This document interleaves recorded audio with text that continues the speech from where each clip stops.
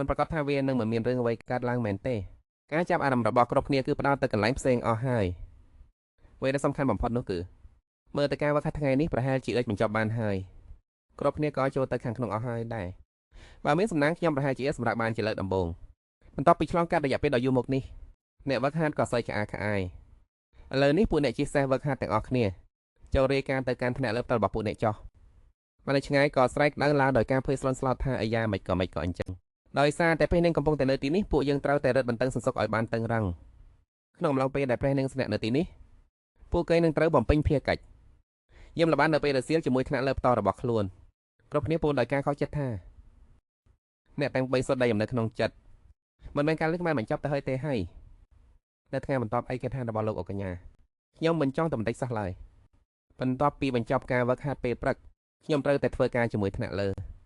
មូលហេតុគឺព្រះនាងទាំងពីរព្រះអង្គបានយាងមកលេងភ្លាមដើម្បីនាំព្រះរាជសារពីព្រះចៅអធិរាជខ្លឹមសារនៃសារនោះមានដតទៅការស៊ើបអង្កេតទៅលើទីក្រុងបុរាណនៅប៉ែកខាងលិចត្រូវបានបញ្ជារពេលលោកអុកកញ្ញាកំពុងតែហត់នឿយដូច្នេះសូមសម្រាប់នៅទឹកដីរបស់លោកចោះយើងទន្ទឹងរង់ចេញជប់អ្នកនៅពិធីជប់លៀងខុកកំណត់របស់នៅរាជវាំងក្នុងរយៈពេល2ខែខាងមុខនេះសរុបមកវាគឺជាសម្ភារដើម្បីឲ្យលោកអុកកញ្ញាបង្ហាញពីភាពស្មោះត្រង់នៅក្នុងពិធីជប់លៀងកំណត់របស់ព្រះចៅអធិរាជជំនួសឲ្យការទៅស៊ើបអង្កេតទីក្រុងបុរាណនៅប៉ែកខាងលិចទោះបីជាមានអារម្មណ៍ធូរស្រាលដែលលោកអុកកញ្ញាមិនចាំបាច់ត្រូវទៅកាន់ប៉ែកខាងលិចក៏ដោយប៉ុន្តែវាមិនមានន័យអ្វីសោះដែលត្រូវមកត្រៀមរៀបចំកាដូខុសកំណើតដើម្បីឲ្យព្រះចៅអធិរាជពេញព្រះទេនោះខ្ញុំមិនដែលនឹងស្មានសារឿងរនឹងខ្លាយទៅជាបែបនេះហាគឺជានិមិត្តហេតុដែលធ្វើឲ្យកើតរឿងនេះឡើងពេលនេះខ្ញុំកំពុងតែទួលរងការខឹងសម្បារពីលោកអុកកញ្ញាប៉ុន្តែចាប់ពីពេលនេះទៅសូមនៅស្ងៀមឲ្យបានល្អខ្ញុំចាប់ផ្ដើមសាមនឹងចរិតរបស់លោកអុកកញ្ញាហើយដូច្នេះវាក៏មិនអាក្រក់អ្វីប៉ុន្មានដែរតែខ្ញុំពិតជាបានអំភើរឿងដែលត្រូវនៅក្បែរលោកក្រែងលោកចិត្តចដនជប់ជាមួយព្រះនាងខូដេលីក៏ដល់ត្រង់នេះនាងក៏ដកដង្ហើមធំព្រះនាងខូដេលីអំពងនៅក្នុងការិយាល័យនៅពេលនេះហើយតែការពិសិលមិញបន្ទាប់ពីក្រុមព្រះនាងបានមកដល់ភូមិគ្រឹះរបស់អុកកញ្ញាពួកគេគ្រាន់តែនាំសាររបស់អធិរាជមកប្រាប់ដោយក្រុមគ្នាត្រឡប់ទៅសម្រាប់នៅក្នុងបន្ទប់បាត់ប៉ុន្តែសម្រាប់ថ្ងៃនេះវិញអុកកញ្ញាបានរៀបរាប់ថាលោកមានការបន្ទាន់ដែលត្រូវពិភាក្សាជាមួយព្រះនាងដូច្នេះមានលោកផាក់ផតដែលខូដេលីយ៉ាកំពុងនៅជាមួយលោកដោយសារតែខ្ញុំមិនអាចខ្លាចឆ្ងាយពីចៅវាយផ្ទាល់របស់ខ្ញុំបាន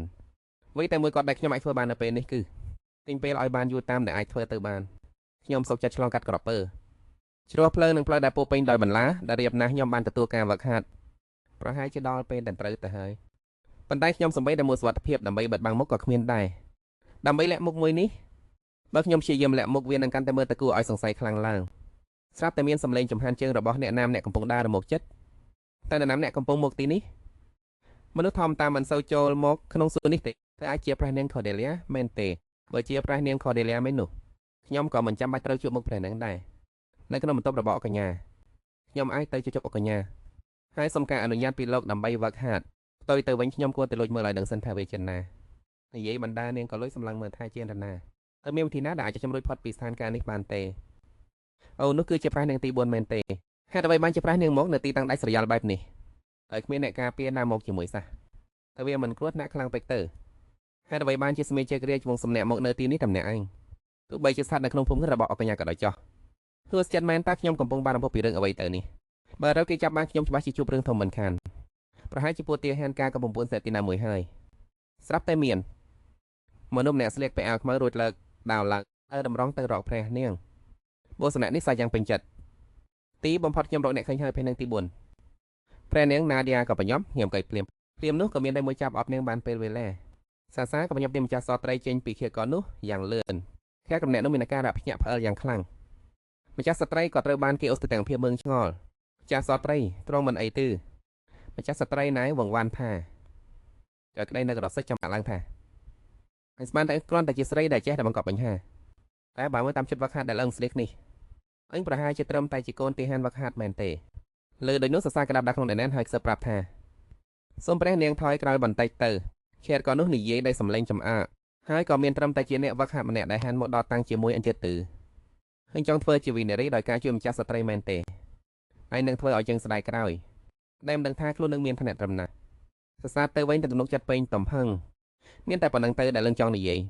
ខេតក៏នោះភ្ញាក់ផ្អើលស្អីគេមើលទៅអញពិតជាមើលងាកសវនាខ្មៅខ្លាំងពេកហើយសរសើរដើរទៅមុខព្រមទាំងអ្វីដាវហានមកឡប់ធ្វើជាម្ចាស់ស្ត្រីទាំងថ្ងៃចែបែបនេះប្រសិនបើនាងចាប់ខ្លួនវាបាននៅត្រង់ភូមិគ្រឹះរបស់លោកអុកកញ្ញានេះ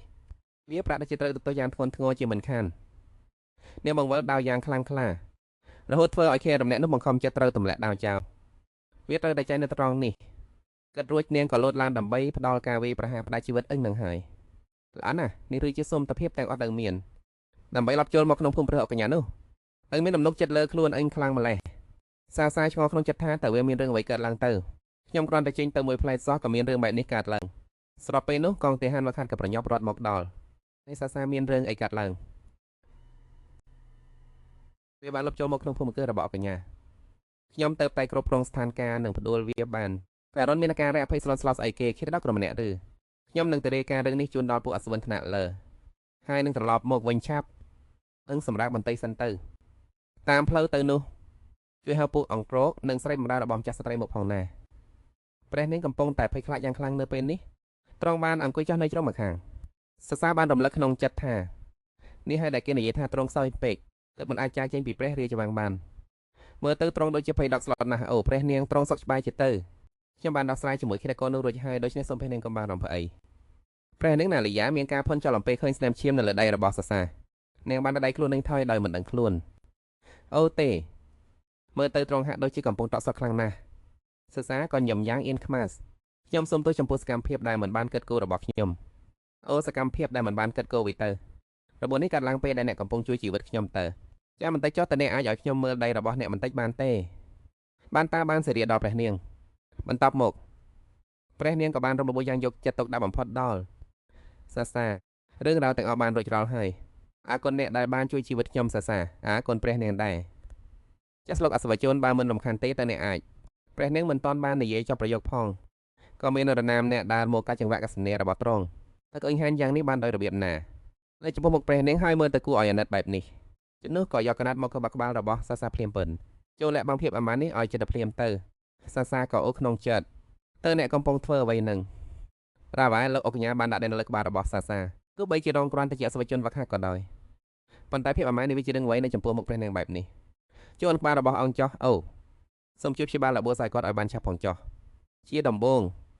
ឲ្យខ្ញុំនាំគាត់ទៅកាន់បន្ទប់របស់ខ្ញុំហើយហាគ្រូពេកមកមើលចោះអរគុណសម្រាប់ក្តីបារម្ភរបស់ព្រះនាងប៉ុន្តែខ្ញុំមិនអាចរំខានព្រះនាងដល់ថ្នាក់នេះបានទេខ្ញុំនឹងនាំគាត់ទៅព្យាបាលឲ្យខ្លួនឯង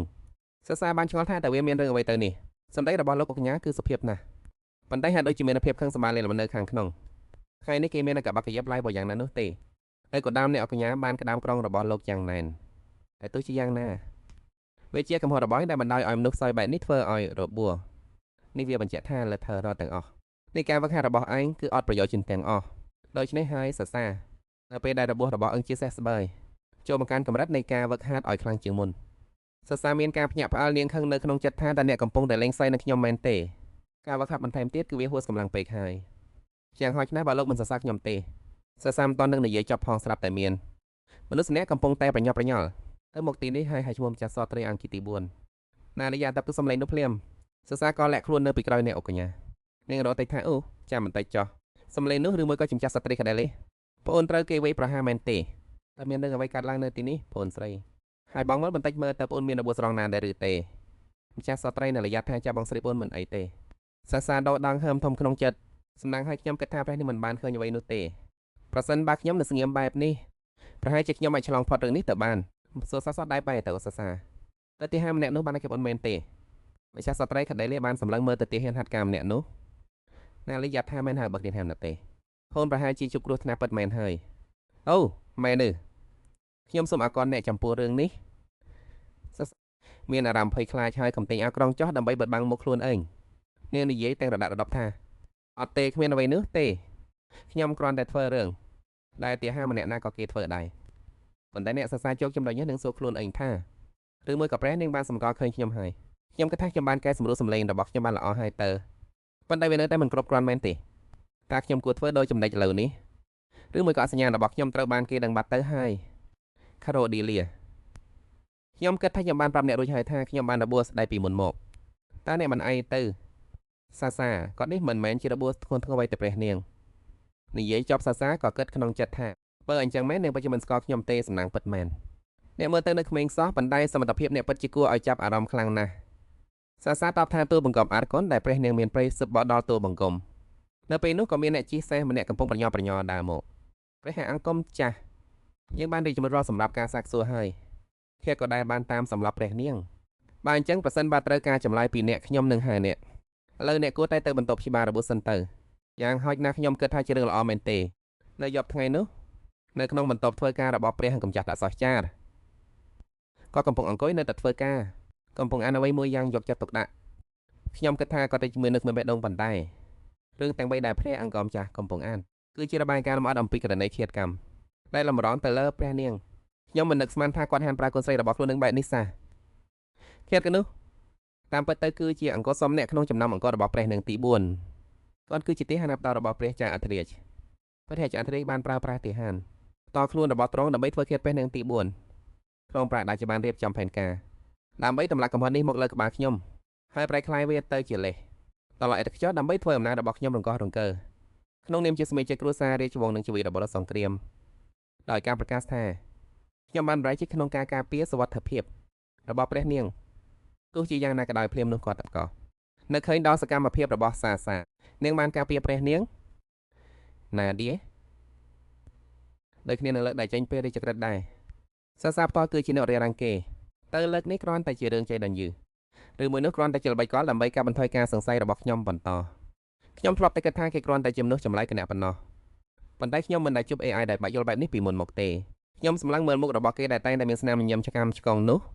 ខ្ញុំឆ្ងល់ថាតើគេគាត់តែជំនួសផ្លែកអ្នកមែនទេខ្ញុំនៅតែមិនប្រតិចាប់ថាគេជានរណាក្នុងពេលនេះទេហើយសមត្ថភាពដ៏អស្ចារ្យរបស់គេពិតជាគួរឲ្យព្រួយបារម្ភមែនម្យ៉ាងវិញទៀតទៅវារបស់ចក្រភពអ្នកនេះមិនគ្រាន់តែជាមនុស្សធម្មតាម្នាក់ទៅអីលោកអុកញ៉ាបានត្រឹមស្ទះប្រាសាទទាំងធុញថប់នឹងគំនិតដ៏ច្បោកច្បល់នៅក្នុងក្បាលហើយក៏និយាយឡើងថារឿងនេះវាពិតជាមិនសមហេតុផលសោះហេតុអ្វីបានជាពាក្យសម្ដីនោះនៅតែដិតជាប់ក្នុងចិត្តខ្ញុំមិនឈប់ប៉ុន្តែយ៉ាងណាក៏ដោយគេកំពុងតែស្ថិតក្នុងកណ្ដាប់ដៃខ្ញុំដូច្នេះខ្ញុំនឹងតាមរកឃើញនៅគោលបំណងពិតប្រាកដដែលគេកំពុងតែតាមរញ៉ៃនៅក្បែរខ្ញុំឲ្យព្យាយាមតាក់ទាញការចាប់អារម្មណ៍របស់ខ្ញុំនឹងស៊ើបអង្កេតរឿងនេះឲ្យច្បាស់ទោះត្រូវចំណាយពេលយូរប៉ុណ្ណាក៏ដោយនៅថ្ងៃបន្ទាប់ឯទីលានវឹកហាត់មនុស្សដែលបានប្រមូលគ្នានៅទីលានតាំងពីព្រលឹមស្រាងហើយយ៉ាប្រេនដុននៅមានរឿងអ្វីកើតឡើងថ្ងៃនេះទាំងអស់គ្នាកំពុងតែចលាចលខ្លាំងម្ល៉េះប្រេនដុនបានសឹបដាក់ត្រជាក់សាសាថាធ្វើឲ្យសាសាប់ញាប់អាល់ហើយឧទានឡើងថាខាងណាពួកគេលាក់បាំងរឿងឃាតកម្មលើព្រះនាងអង្គទី4មែនទេឃាតត្រូវបានសារភាពរួចហើយតែហេតុអ្វីត្រូវលាក់បាំងទៀតនោះម្នាក់ទៀតក៏ដើរចូលមកក្បែរចម្លើយគឺស្ថិតនៅក្នុងអ្វីដែលអ្នកទៅតែនិយាយមិញនឹងអើងលោកកំពុងធ្វើអ្វីនៅទីនេះថ្ងៃនេះខ្ញុំជាអ្នកត្រួតពិនិត្យការវឹកហាត់ទាំងអស់គ្នាស្ងាត់មាត់ហើយតម្រង់ជួរឲ្យស្អាតបាត់ចាស់គ្រប់គ្នាឆ្លើយដកព្រមគ្នាដោយកោសាកិតក្នុងចិត្តថាតែពួកគេនឹងលាក់បាំងរឿងនេះគ្រាន់តែប្រកហេតុរសារភាពហើយមែនទេហេតុអ្វីទៅនេះជាការបន់បង់ធ្វើឃាតលើសមាជិកគ្រួសាររាជវង្សាណាតើមានមនុស្សសំខាន់ណាស់អ្នកពាក់ព័ន្ធក្នុងរឿងនេះមែនទេតែពួកយើងមិនអាចប៉ះពាល់បានបើដូច្នេះមែនគ្រប់យ៉ាងប្រហែលជារៀបនឹងបាក់កកាយហើយបើខ្ញុំមិនចេះដល់ទៅដើរទៅកន្លែងនោះទេហើយបើព្រះនាងពិតជាត្រូវបានគេធ្វើឃាតមែននោះអ្នកដែលទទួលបានផលប្រយោជន៍ចិញ្ច្រាំបំផុតប្រហែលជាព្រះចៅអធិរាជរងអាចយកការនេះធ្វើជាលេសដើម្បីទម្លាក់កំហុសលើលោកអុកញ៉ាហើយបង្ខំឲ្យគាត់ទទួលរងការស៊ើបអង្កេតគឺនៅដែលពីមុនមកគាត់ធ្លាប់បានបាត់ដាសេតប៉ុន្តែចុះហេតុអ្វីបានជាគាត់អាចចិត្តដាច់ដល់ថ្នាក់ហានធ្វើបាបកូនស្រីបង្កើតខ្លួននឹងទៅរួចព្រះចៅអធិរាជពិតជាខុសខើជាងអ្វីដែលខ្ញុំធ្លាប់គិតទៅទៀតរឿងនេះធ្វើឲ្យខ្ញុំណារំភើយខ្លាចជាខ្លាំងជំនាញប្រសិនបើរឿងរ៉ាវទាំងអស់ដំណើរការទៅតាមគម្រោងព្រះចៅអធិរាជនិងលោកអុកញ៉ាធំក៏នឹងត្រូវបាត់បង់ជីវិតនៅឯភាគខាងលិចនោះដែរហើយការស្គប់ណាស់ដែលយុវជនម្នាក់នោះក៏នឹងត្រូវជាប់នៅក្នុងក្រុមនោះដូចគ្នារឿងនេះនឹងធ្វើឲ្យផែនការរបស់ខ្ញុំត្រូវបំផ្លាញចោលនៅទីបំផុតមែនហើយភ្លាមលើកបន្ទាប់ពីខ្ញុំបានសៀជាមួយអៃរីថានឹងរក្សាភាពស្ងៀមស្ងាត់រឿងនេះក៏ស្រាប់តែផ្ទុះឡើងទៅខ្ញុំព្រួយបារម្ភថាខ្លួននឹងប្រហែលជាបានសម្ដែងចេញច្រើនពេកហើយប៉ុន្តែប្រហែលជាខ្ញុំគួរតែជិះមុខឲ្យវាដឹងរឿងទៅវិញទេដឹងក្នុងពេលនោះដែលក៏មាននំអ្នកហៅឈ្មោះនាងសាចូលដកខ្លួនចេញពីកំតិតទាំងនោះមកចាស់លោកអុកញ៉ាថ្មក៏ហៅអ្នកឲ្យទៅជួបនៅការិយាល័យចាស់ថ្ងៃនេះអ្នកត្រូវបានលើកលែងពីការវឹកហាត់ដូច្នេះចូលអ្នកទៅទីនោះចោះនាងមានអារម្មណ៍ងឿងឆ្ងល់ព្រមទាំងលួចឆ្ងល់ក្នុងចិត្តថាឯគេលើកលែងការវឹកហាត់ឲ្យខ្ញុំនឹងឬតែមានរឿងអ្វីកំពុងកើតឡើងទៅនេះខ្ញុំមានអារម្មណ៍មិនស្រួលសោះនៃការយល់របស់លោកអុកញ៉ាធំចូលអ្នកសម្អាតទីនេះឲ្យស្អាតទៅឯគេតើខ្ញុំត្រូវសម្អាតវាដោយខ្លួននឹងមែនទេក្នុងបន្ទប់ធ្វើការដ៏ធំលឹងល្វៃនេះទាំងមូលនឹងឬនៅចំពោះមុខសាគឺការិយាល័យមួយតែពោពេញទៅដោយគំនិតសៀវភៅរាយប៉ៃកោជន់គ្នាយ៉ាងច្របូកច្របល់មិនយ៉ាងម៉េចឬក៏អ្នកធ្វើមិនកើតសាបាននិយាយទាំងមិនពេញចិត្តពេលណាខ្ញុំអាចធ្វើបានប៉ុន្តែទោះជាយ៉ាងណាខ្ញុំក៏ជាទាហានម្នាក់ដែរណាខ្ញុំមិនបានចូលមកដើម្បីធ្វើការងារបម្រើដល់ខ្លួនឲ្យលោកអុកញ៉ាធំនោះទេទោះបីជាអង្គយ៉ាងមុតបំបែបនោះក៏ដោយតែ បណ្ដាបន្ទាប់មកសាសាក៏នៅតែមិនអាចជំទាស់នឹងការបញ្ជានោះបាននៅទីបំផុតនាងក៏ត្រូវតែបង្ខំចិត្តសម្អាតវះហូតបានដោយសារតែនេះជាលើកទី1ហើយដែលត្រូវបានកោះហៅបន្ទាប់ពីរឿងនោះបានបាតឡើងខ្ញុំនឹកស្មានថាប្រហែលជាមានរឿងសំខាន់អ្វីដែលត្រូវពិភាក្សាគ្នាខ្ញុំចង់ត្រឡប់ទៅផ្ទះខ្ញុំចង់ជួបបងស្រីនិងប្អូនប្រុសរបស់ខ្ញុំខ្លាំងណាស់នៅក្បែរនោះលោកអកញ្ញាធំរ៉ាវ៉ាមែលកំពុងអង្គុយតបដែលមើលសាសាដោយកាយវិការស្រងោតស្រងត់កំពុងសម្អាតសាសាអើយខ្ញុំចង់សួរអ្នកអំពីហេតុការណ៍ដែលបានកើតឡើងកាលពីម្សិលមិញ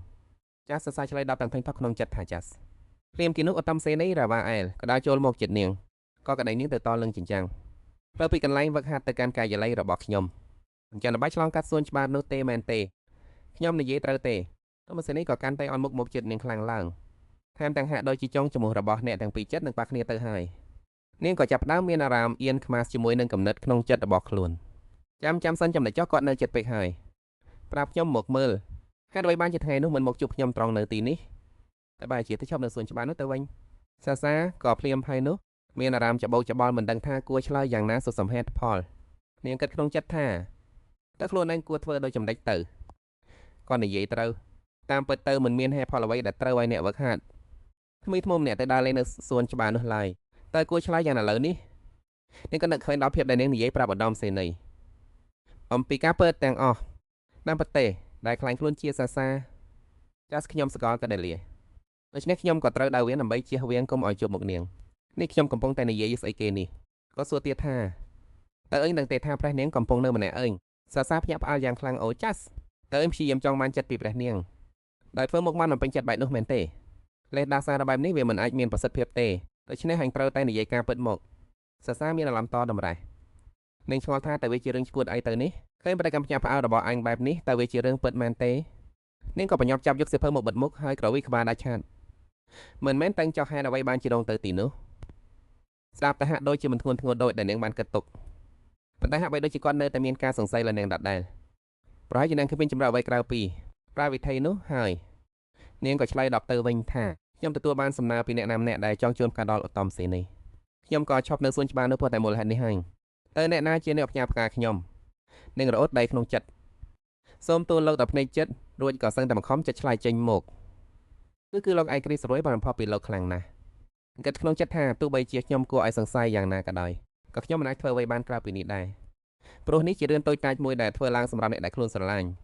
ទុកឲ្យខ្ញុំបញ្យល់ប្រាប់លោកឯកគ្រីស្ពេលក្រោយចុះឯកគិតថាយ៉ាងចឹងមែនទេ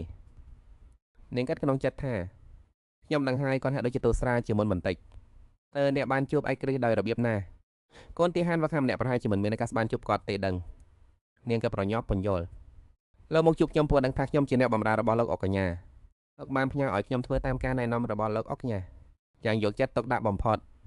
គាត់ច្រត់ចង្ការសម្លឹងមើលមកនាងសប្បាយញើសជោគខ្លួននាងគិតថាតើយើងអាចរំលងរឿងនេះទៅបានទេគាត់ឆក់សៀវភៅត្រឡប់មកវិញចាប់ពីពេលនេះតើត្រូវរាយការណ៍រាល់រឿងទាំងអស់ឲ្យខ្ញុំដឹងមុនពេលអ្នកទៅជួបអ្នកណាម្នាក់សាសាភ្ញាក់ព្រឺតបាទហេតុអ្វីទៅនាងសួរក្នុងចិត្តថាតើខ្ញុំរាជាហើយមែនទេតើខ្ញុំមិនគួរដឹងទៅថាសាសារបស់ខ្ញុំកំពុងនៅណាហើយកំពុងធ្វើអ្វីនាងភ័យស្លន់ស្លោសួរទៅលោកអុកញ៉ាវិញសាសារបស់លោកហេតុអ្វីខ្ញុំត្រូវខ្លាចជារបស់លោកទៅវិញនាងនិយាយក្នុងចិត្តលោកកំពុងតែនិយាយរឿងដែលគ្រោះថ្នាក់ហើយទោះបីជាលោកជំនួសដែលមានម្ចាស់ចិត្តរួចទៅហើយក៏ដោយទោះបីជារឿងនោះមិនត្រូវបានរៀបរាប់លម្អិតនៅក្នុងសាច់រឿងដើមក៏ដោយខ្ញុំដឹងថាលោកអុកកញ្ញាមានទំនាក់ទំនងច្រើនជាមួយឯកគ្រីរឿងនេះគេនឹងសរសើរក្នុងវង្សអភ័យចិនដូច្នេះនៅពេលដែលគាត់សម្ដែងធ្វើជាគូស្នេហ៍របស់លោកអុកកញ្ញាកាលពីមុនលោកអុកកញ្ញាប្រហែលជាមិនបាននិយាយអ្វីច្រើនទេប៉ុន្តែខ្ញុំបានជាគាត់នៅតែធ្វើបែបនេះលោកមហាកញ្ញាក៏និយាយដោយមិនពេញចិត្តថាអ្នកភ្លេចអ្វីដែលអ្នកបាននិយាយមុននេះហើយមែនទេសាសាឆ្លើយដបអត់ទេគ្មានផ្លូវទេលោកហាក់ខ្ញុំបែបនេះព្រោះរឿងដែលបានកាត់ឡើងពេលនោះមែនទេនោះវាក្រានតែជាការលេងសើចបន្ទយរបស់លោកអុកកញ្ញាប៉ុណ្ណោះរ៉ានិយាយដោយស្ងប់ស្ងាត់ថាទោះបីជាវាជាអ្វីក៏ដោយអ្នកត្រូវតែទទួលខុសត្រូវចំពោះអ្វីដែលអ្នកបាននិយាយគាត់ច្បាស់ជាសប្បាយចិត្តខ្លាំងណាស់ពេលឃើញអ្នកច្បោកច្បល់បែបនេះហើយប្រសិនបើអ្នកពិតជាគិតចង់យកចិត្តព្រះនាងមែននោះគឺពិតជារឿងអាក្រក់ណាស់ព្រះនាងទាំងឡាយនឹងយើងចេញទៅកាន់ព្រៃច្បាំងនៅព្រឹកស្អែកនេ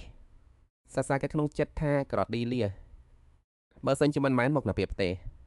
យើងទាំងពីរប្រហែលជាអាចជួបគ្នាហើយជជែកគ្នាលេងដោយសពមួយដងបានបាត់ទៅហើយអ្នកនិយាយថាព្រះនឹងយើងចេញលឿនជាងដែលខ្ញុំបានគិតទៅទៀតរ៉ាវ៉ាឯងមើលមុខនាងដោយការគិតគូរមួយស្របក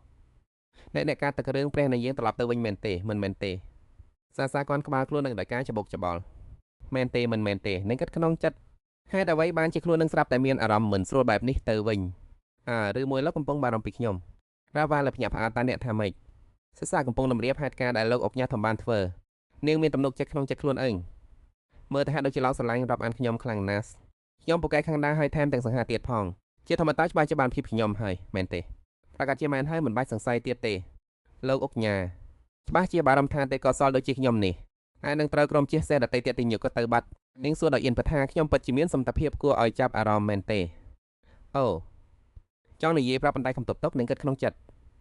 បន្តែខ្ញុំមិនតន់គិតចង់ទៅណាទេរហូតតតែបានជួបបងប្រុសរបស់ខ្ញុំទេលោកមិនចាំបាច់បានរំភើបពីរឿងនឹងមិនសេចសះឡើយហើយគាត់និយាយឡើងដោយទឹកមុខត្រជាក់ស្រេបអ្នកកំពុងតែមានអំណួតត្រឹមតែព្រោះតែមានសេរីភាពបន្តិចបន្តួចមែនទេតើខ្ញុំគួរឲ្យអ្នកសម្អាតកាយល័យទាំងមូលនេះឡើងវិញតាំងពីដើមល្អទេមិនមែនទេខ្ញុំនឹងនៅស្ងៀមហើយបន្តសម្អាតទៀតបើសិនជាមិនមែនបែបហ្នឹងទេចុះហេតុអ្វីបានជាលោកខឹងសម្បាតម្លេះលោកអុកញ៉ាធំព្រោះទឹកមុខមើលមកសាសារួចឆ្លើយថាពិតជាមែនហើយគាត់ដោដងហឹមធំនៅពេលដែលនឹកឃើញដល់ការសន្ទនាមុននេះជាមួយព្រះនិងណាវីយ៉ាប្រហែល1ម៉ោងមុននៅបន្ទប់ធ្វើការរបស់លោកអុកញ៉ាធំរ៉ាវ៉ាអែល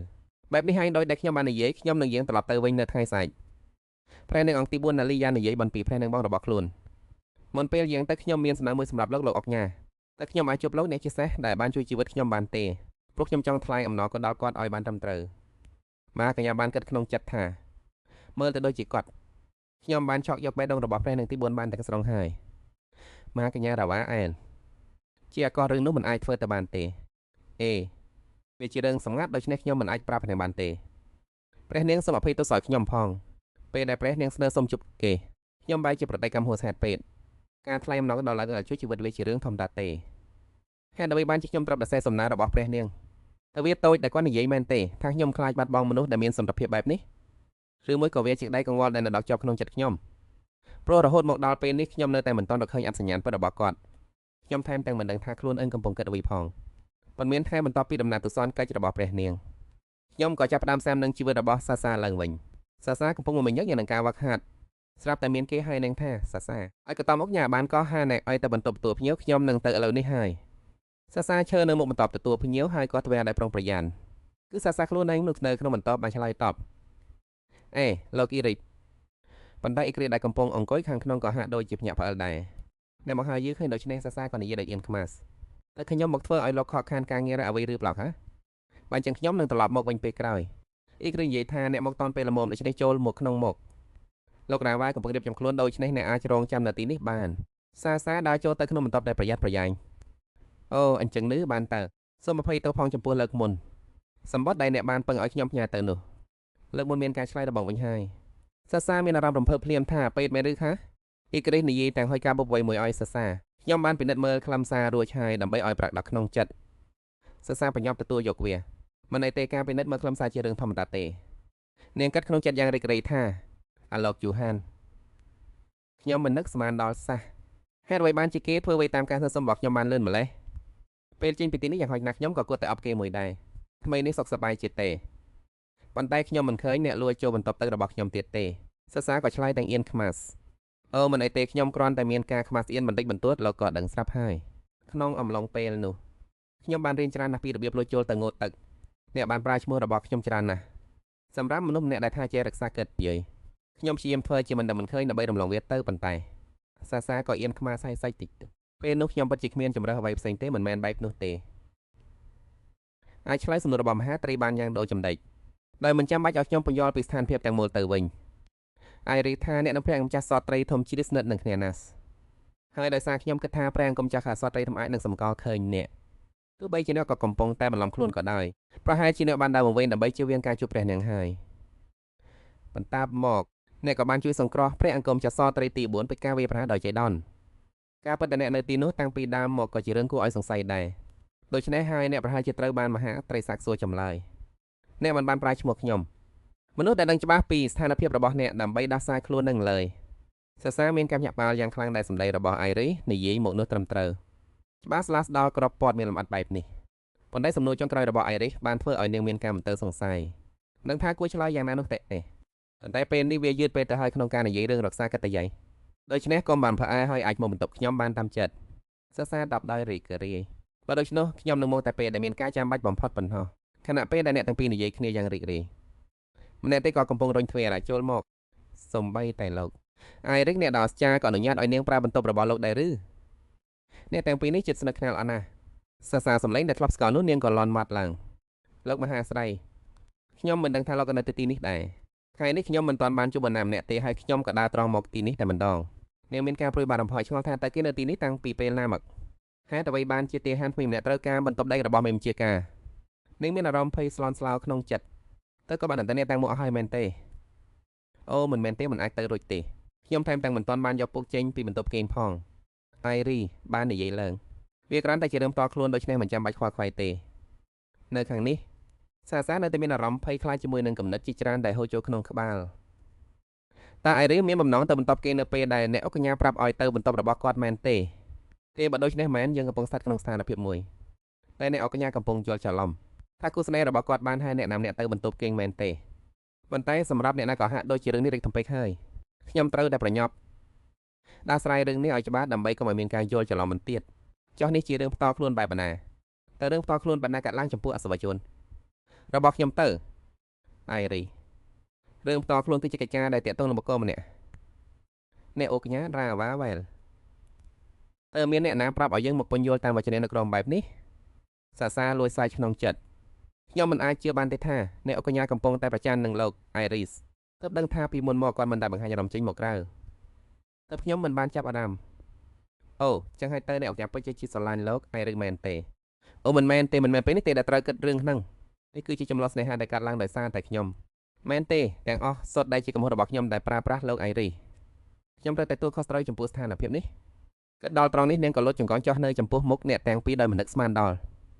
អ្នកទាំងពីរសូមរងចាំបន្តិចចាសិនទាំងអស់នេះគឺជាកំហុសរបស់ខ្ញុំទាំងអៃរីសនិងញាតិអុកកាន់តែភ្ញាក់ផ្អើលទៅមានរឿងអ្វី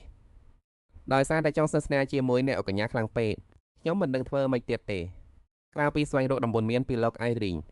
នាងបានគិតក្នុងចិត្តដូច្នេះសូមមេដាលើកឡើងឲ្យណាំផងសូមជឿជាក់លើខ្ញុំផងណាយើងគ្រាន់តែបដូរទីតាំងសន្តានាក៏បន្ទប់របស់គាត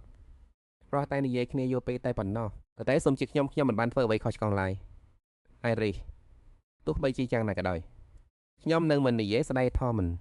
នជាមួយអ្នកជិះសេះរបស់លោកឡើយដូច្នេះហើយតើខ្ញុំហៅគេមកបន្ទប់របស់ខ្ញុំប៉ុន្តែរឿងនេះនឹងមិនកាត់ឡើងទៀតទេដូច្នេះសូមលោកចិត្តតិចចោះសរសើរកើតក្នុងចិត្តដោយរីករាយអាស្ចារ្យឈីណាពើដោយការរំពឹងទុកលោកអ៊ីត្រេសពើជាយកចិត្តបានរហ័សមែនទេអញ្ចឹងមិនចាប់ជើងនេះទៅសរសើរអូបជើងរបស់មហាកញ្ញារ៉ាវ៉ាអីយ៉ាងណែនលោកម្ចាស់មានបាននោះទេពួកយើងតែងតែគិតដល់តែលោកមហាកញ្ញាតែម្នាក់កត់ទាំងយប់ទាំងថ្ងៃពួកយើងព្យាយាមធ្វើគ្រប់យ៉ាងដើម្បីឲ្យលោកស្រឡាញ់បានហើយអញ្ចឹងឈប់តោងជើងខ្ញុំហើយទៅកន្លែងផ្សេងទៅអញ្ចឹងមានន័យថាលោកជឿអ្វីដែលខ្ញុំនិយាយមែនទេមហាកញ្ញារ៉ាវ៉ាអាចឆ្លើយយ៉ាងត្រជាក់ស្រេបមិនមែនតែខ្ញុំជាងទេគឺខ្ញុំជឿលោកអ៊ីត្រេសនោះទេប៉ុន្តែទោះជាយ៉ាងណាក៏ដោយសរសើរនៅតែមានអារម្មណ៍រីករាយអ៊ីត្រេសនិយាយថាអញកំពុងតែគិតរឿងអត្ថប្រយោជន៍ជាងទៀតហើយតើនេះជាអ្វីទៅមានន័យថាលោកជឿទុកចិត្តគ្រប់យ៉ាងដែលលោកអ៊ីត្រេសនិយាយមែនទេគួរឲ្យភ្ញាក់ផ្អើលមែនលោកពិតជាមនុស្សមានមនោសញ្ជាតិណាស់មែនមហាកញ្ញាថ្លែងឡើងយ៉ាងណាក៏ដោយខ្ញុំត្រូវតែចេញទៅខាងក្រៅដើម្បីពិនិត្យមើលឥឡូវនេះអ៊ីរីសអិនក៏ទៅត្រៀមខ្លួនដែរសាមិនដូច្នេះក៏មានអារម្មណ៍បាយចិត្តក្នុងចិត្តថាមើលចុះសំបីតែការចេញទៅពិនិត្យមើលខាងក្រៅក៏ដោយលោកក៏នាំលោកអ៊ីត្រេសទៅជាមួយដែរហើយក៏បងមាននៅម្នាក់ទៀតដែរ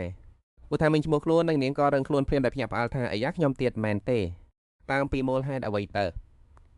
ដល់ពេលដែលមហាកញ្ញាចេញទៅពិនិត្យមើលខាងក្រៅហើយនៅជិតកន្លែងស្នាក់នៅរបស់មហាកញ្ញាក្នុងតំបន់ដែលមានភាពបំពេញញឹក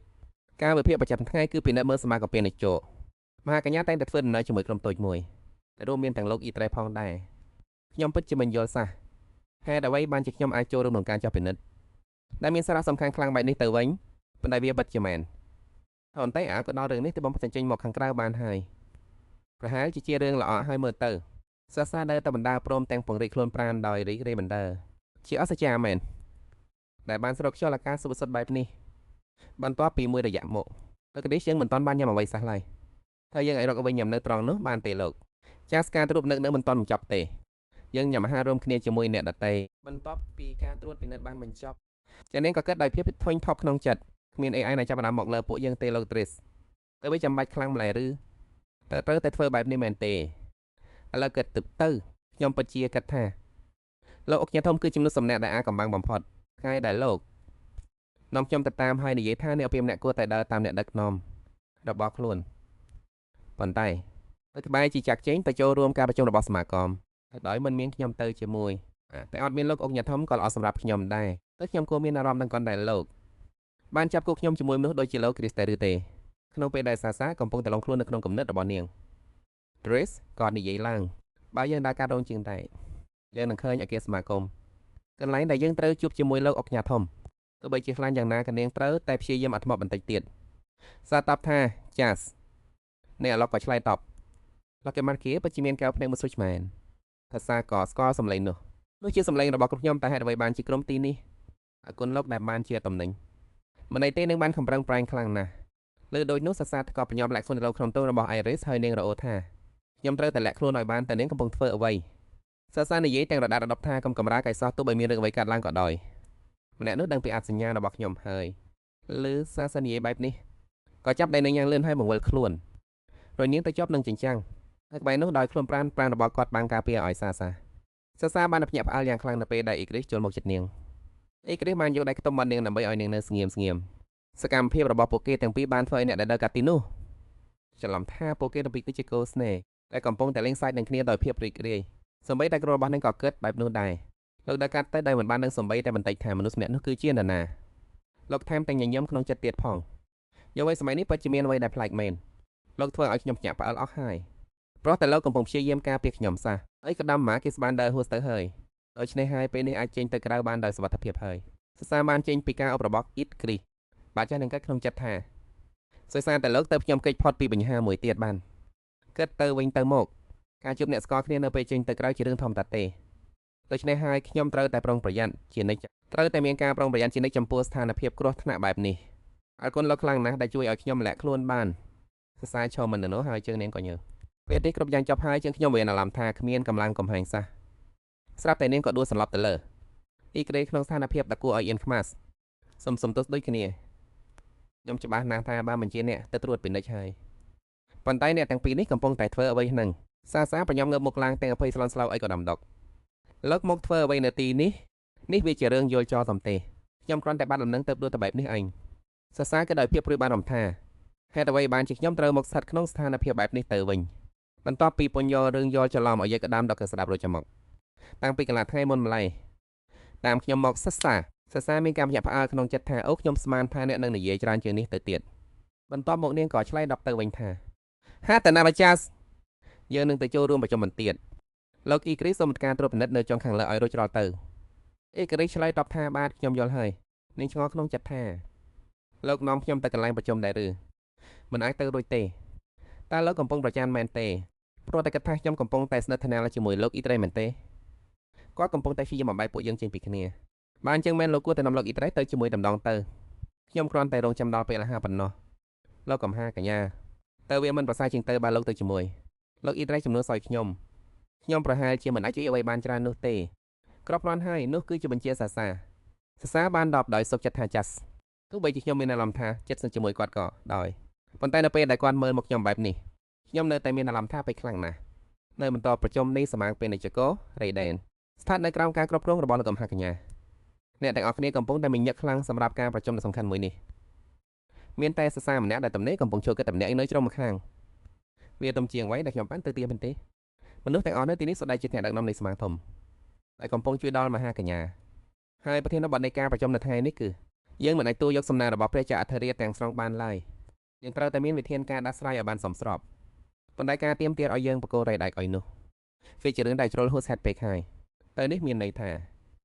លោកមហាកញ្ញាត្រូវលុតចង្កងនៅចំពោះមុខព្រះចៅអធិរាជហើយអន់ក្បាលដោយភាពអាម៉ាស់មែនទេសាអើយទាំងអស់នេះគ្រាន់តែជារឿងនឹងវាយខួបកំណើតរបស់ព្រះចៅអធិរាជឆ្នាំនេះបរិយាកាសពិតជាតានតឹងខ្លាំងណាស់រឿងនេះជារឿងធម្មតាទេព្រះចៅអធិរាជបានទៀមទាត់ឲ្យលោកមហាកញ្ញាបង្ហាញពីភាពស្មោះត្រង់ក្នុងពិធីខួបកំណើតឆ្នាំនេះដូច្នេះហើយទៅការប្រជុំនេះត្រូវបានកោះហេតុដើម្បីរកវិធីដោះស្រាយមានចម្រើចំនួន3ដែលព្រះចៅអធិរាជបានដាក់ជូនលោកមហាកញ្ញាទី1លោកមហាកញ្ញាត្រូវតែស្មោះត្រង់ចំពោះព្រះចៅអធិរាជនៅចំពោះមុខមន្ត្រីទាំងអស់នៅក្នុងព្រះបរមរាជវាំងទី2ប្រកបអណ្ដូងរ៉ៃដែកនៅភាគខាងជើងនៃមហាកញ្ញាជូនត្រង់ចុងក្រោយគឺត្រូវបោះបង់ចោលអណ្ដូងរ៉ៃពេជ្រពណ៌ក្រហមដែលទៅតែឃើញថ្មីនេះចម្រើសទី1គឺក្នុងគោលបំណងចង់បង្ក្រាបលោកមហាកញ្ញាឲ្យចោះចាយអ្នកសង្ជាមិនខានដូច្នេះហើយត្រង់នឹងមិនជ្រើសស្រីជីវិតហើយរណ្ដៅរ៉ៃដែកគឺជាប្រភពផ្គត់ផ្គង់ដ៏សំខាន់សម្រាប់កងទ័ពជិះសេះហើយរណ្ដៅពេជ្រខោមានសក្តានុពលតម្លៃខ្ពស់ណាស់ដោយសារតែភាពកម្ររបស់វា បើគិតពីតនៈរបស់មហានាងអុកញ៉ាវិញពិតជាពិបាកនឹងជ្រើសរើសមួយណាតាមពិតទៅខ្ញុំមានចម្លែកនៅក្នុងចិត្តរួចហើយបណ្ដៃនេះមិនមែនជាស្ថានភាពដែលខ្ញុំអាចងាយស្រួលឈានជើងចេញមកបានឡើយខ្ញុំក៏ได้ចេញទៅរងចាំនៅខាងក្រៅប្រសើរជាងហេតុអ្វីបានជាត្រង់នាំខ្ញុំមកទីនេះគ្រាន់តែដើម្បីឲ្យខ្ញុំបានបំផុសបែបនេះទៅវិញសាសាដកដង្ហើមធំសកម្មភាពនោះរបស់នាងបានធ្វើឲ្យមហានាងអុកញ៉ាចាប់អារម្មណ៍តងរៃគិតតែក្នុងចិត្តហេតុអ្វីបានជាគេស្ងៀមស្ងាត់ខុសពីធម្មតាបែបនេះខ្ញុំមិនអាចដៃសេដានទេថានាងអាចជាចាកម្មដែលព្រះចក្រាចាក់បញ្ជូនមកខ្ញុំបានគិតថាគេនឹងស្ដាប់មេត្តានៃកិច្ចប្រជុំហើយរៀបចំវាទៅតាមផលប្រយោជន៍របស់ព្រះចាអធិរាជប៉ុន្តែវាមិនមែនបែបនេះសោះត្រង់រអុកក្នុងចិត្តដោយធុញថប់ហេតុអ្វីបានជាខ្ញុំត្រូវមកឆ្ងាយដល់ថ្នាក់នេះគ្រាន់តែព្រោះតែមនុស្សម្នាក់នោះអ្នកទាំងអស់គ្នានៅតែប្រជុំសុទ្ធតែផ្ញើអផលសូមទានជ្រាបព្រះចាអធិរាជមើលទៅហាក់ដូចជាចង់បានពេកជ្រឹកក្រហមតែមានសក្តានុពលលំឡាយខ្ពស់ជាងបែបនេះប្រហែលជាល្អជាងបែបប្រកបដណ្ដៅរៃដែរឲ្យវិញចំនួនសាយការប្រកបពេកជ្រឹកក្រហមមហានាងអុកញ៉ានៅតែលងលកក្នុងគំនិតរបស់ខ្លួនខ្ញុំនៅតែមិនតន់រកឃើញតែមួយដើម្បីបញ្ជាក់ថាគេជាចរកម្មនៅឡើយហើយកិច្ចប្រជុំក៏មិនតន់រកឃើញដំណោះស្រាយណាមួយច្បាស់ដែរមើលទៅល្អបំផុតគឺត្រូវបញ្ចប់រឿងគ្រប់យ៉ាងត្រឹមនេះមុនពេលដែលស្ថានភាពកាន់តែតានតឹងឡើងត្រង់ព្រៃកិតបាននៅអុកញ៉ាក៏ក្លែកមើលទៅសាសាហើយចដនក៏បានប៉ះភ្នែកគ្នានឹងនាងសាសាក៏គិតក្នុងចិត្តដែរថាជាលើកទី1ហើយដែលខ្ញុំបានឃើញហើយនៅអុកញ៉ាមានទឹកមុខពិចារណាជ្រៅជ្រះបែបនេះទៅគួរតែបថុយដល់ជញ្ញឹមមែនទេមែនហើយខ្ញុំមកដល់ទីនេះទៅហើយតែហេតុអ្វីត្រូវស្ទាក់ស្ទើរទៀតទោះបីជាយ៉ាងណាក៏ដោយខ្ញុំបានរៀបចំរបស់នេះរួចជាស្រេចដើម្បីយកចិត្តមហានាងអុកញ៉ាដែរនាងសម្រេចចិត្តសាកល្បងដោយភាពក្លាហានហើយក៏បាក់មាត់និយាយសូមគោរពលោកអុកញ៉ាតើលោកមានកម្រងស្នើសុំបាក់អណ្ដូងរ៉ែពេកជាមួយណាដែរមនុស្សគ្រប់គ្នានៅទីនោះសុទ្ធតែភ្ញាក់ផ្អើលតាមមានរឿងអ្វីស្នើសុំអណ្ដូងរ៉ែពេកឬមេឃកយគ្រាន់តែជាកូនទេហានវឹកហាម្នាក់សះហានមាត់ដាច់ក្បាលនិយាយផ្ដេសផ្ដាសបែបនេះបានយ៉ាងម៉េចសូមលោកម្ចាស់ជួយដេញកូនទេហានវឹកហាចង្រៃនេះចេញទៅឲ្យឃើញប្រកម្មខ្លាំងក្លារបស់អ្នកគ្រប់គ្នានាងក៏ភ័យខ្លាចក្នុងចិត្តគិតថាខ្ញុំដឹងហើយថាត្រូវតែមានការប្រឆាំងប៉ុន្តែវាខ្លាំងខ្លាជាងអ្វីដែលខ្ញុំបានគិតទៅទៀតក្នុងគ្រាដដាននឹងទឹកបែបនេះហើយកញ្ញារវ៉ាអាយក៏បានបញ្ជាគ្នានៅស្ងៀមនិយាយបន្តិចទៅសារ៉ាការដែលបានលើមហើយកញ្ញាអនុញ្ញាតឲ្យនឹងនិយាយនៅដូច្នោះលោកសូមពិនិត្យមើលរបស់នេះចុះសេះខណៈពេលដែលនិយាយនាងក៏បានយកការបូបដែលអ៊ីកត្រីបានផ្ញើឲ្យនាងការពីមុននោះចេញមកខាងក្នុងនោះសុទ្ធតែជាពេជ្រប្រពន្ធក្រហមមនុស្សគ្រប់គ្នាក៏ភ្ញាក់ផ្អើលដល់ដងហើមធំមិនអាចទៅរួចទេនេះតែហេតុអ្វីបានជាកូនទាហានហាត់ធំតំណែងអាចមានរបស់ដ៏មានប្លែកបែបនេះទៅបានសូមគោរពលោកគុំចាស់លោកត្រូវតែស្នើសុំបណ្ដឹងរ៉ែពេជ្រប្រពន្ធក្រហមព្រោះថាចាប់ជានេះពេជ្ររបស់ក្រហមទាំងនេះនឹងក្លាយជារបស់ដែលមានគ្រប់ទីកន្លែងដូចជាគ្រោះនៅក្រោមជើងយើងនេះដែរពេជ្រប្រពន្ធក្រហមគឺជាប្រភេទរ៉ែថ្មីដែលត្រូវបានគេជីកពីអណ្ដូងក្នុងតំបន់មហាកញ្ញាវាជាប្រភេទពេជ្រសក់ដែលមានពុនក្រហមស្រដៀងនឹងត្បូងទូទឹមសម្រាប់របស់បានតាក់ទាញចំណាប់អារម្មណ៍របស់ពួកភេជននៅក្នុងចក្រភពយ៉ាងខ្លាំងដោយសារតែអណ្ដូងរ៉ែពេជ្រប្រពន្ធក្រហមគឺជាគុំសិទ្ធិដាច់មុខរបស់មហាកញ្ញាទៅពីមានភាពកំប្រខ្លាំងណាស់ដែលធ្វើឲ្យពេជ្រប្រពន្ធក្រហមខ្លាយជាសះស្ដំសំខាន់ក្នុងសេដ្ឋកិច្ចរបស់មហាកញ្ញាដូច្នេះការស្នើសុំឲ្យបបងអណ្ដូងរ៉ែបែបនេះគឺជាអ្វីដែលព្រាមនោះម្នាក់ក្នុងចំណោមមនុស្សតែកំពុងអង្គុយប្រជុំក៏បានចាប់អារបស់សារាយ៉ាងពេញទំហឹងនាងអត្រីឆាននាងមិនដឹងពីឋានៈរបស់ខ្លួនឯងទៅបានជាហាននិយាយឬមិនសមហេតុផលបែបនេះតែនាងជាចារកម្មដែលអធិរាជបញ្ជូនមកមែនទេបុស្សម្នាក់នេះគឺជាប្រធានស្មារតីនគររ៉ៃដិន Maurice នាងគិតថាប្រំកម្មរបស់គេបែបនេះក៏សមហេតុផលដែរហើយកញ្ញាបានថ្លែងថា Maurice ឈប់សន្លេងដោយភ្លាម Maurice ងាកមកវិញតែងឿងឆ្ងល់តែលោកម្ចាស់ក្នុងអំឡុងពេលប្រជុំពិភាក្សាអំពីសួយសារក៏ថ្វាយអធិរាជចិត្តគេហានយកត្បូងពេជ្រជប៉ុនហើយមួយគ្រាប់មកជាមួយដោយចំហាក់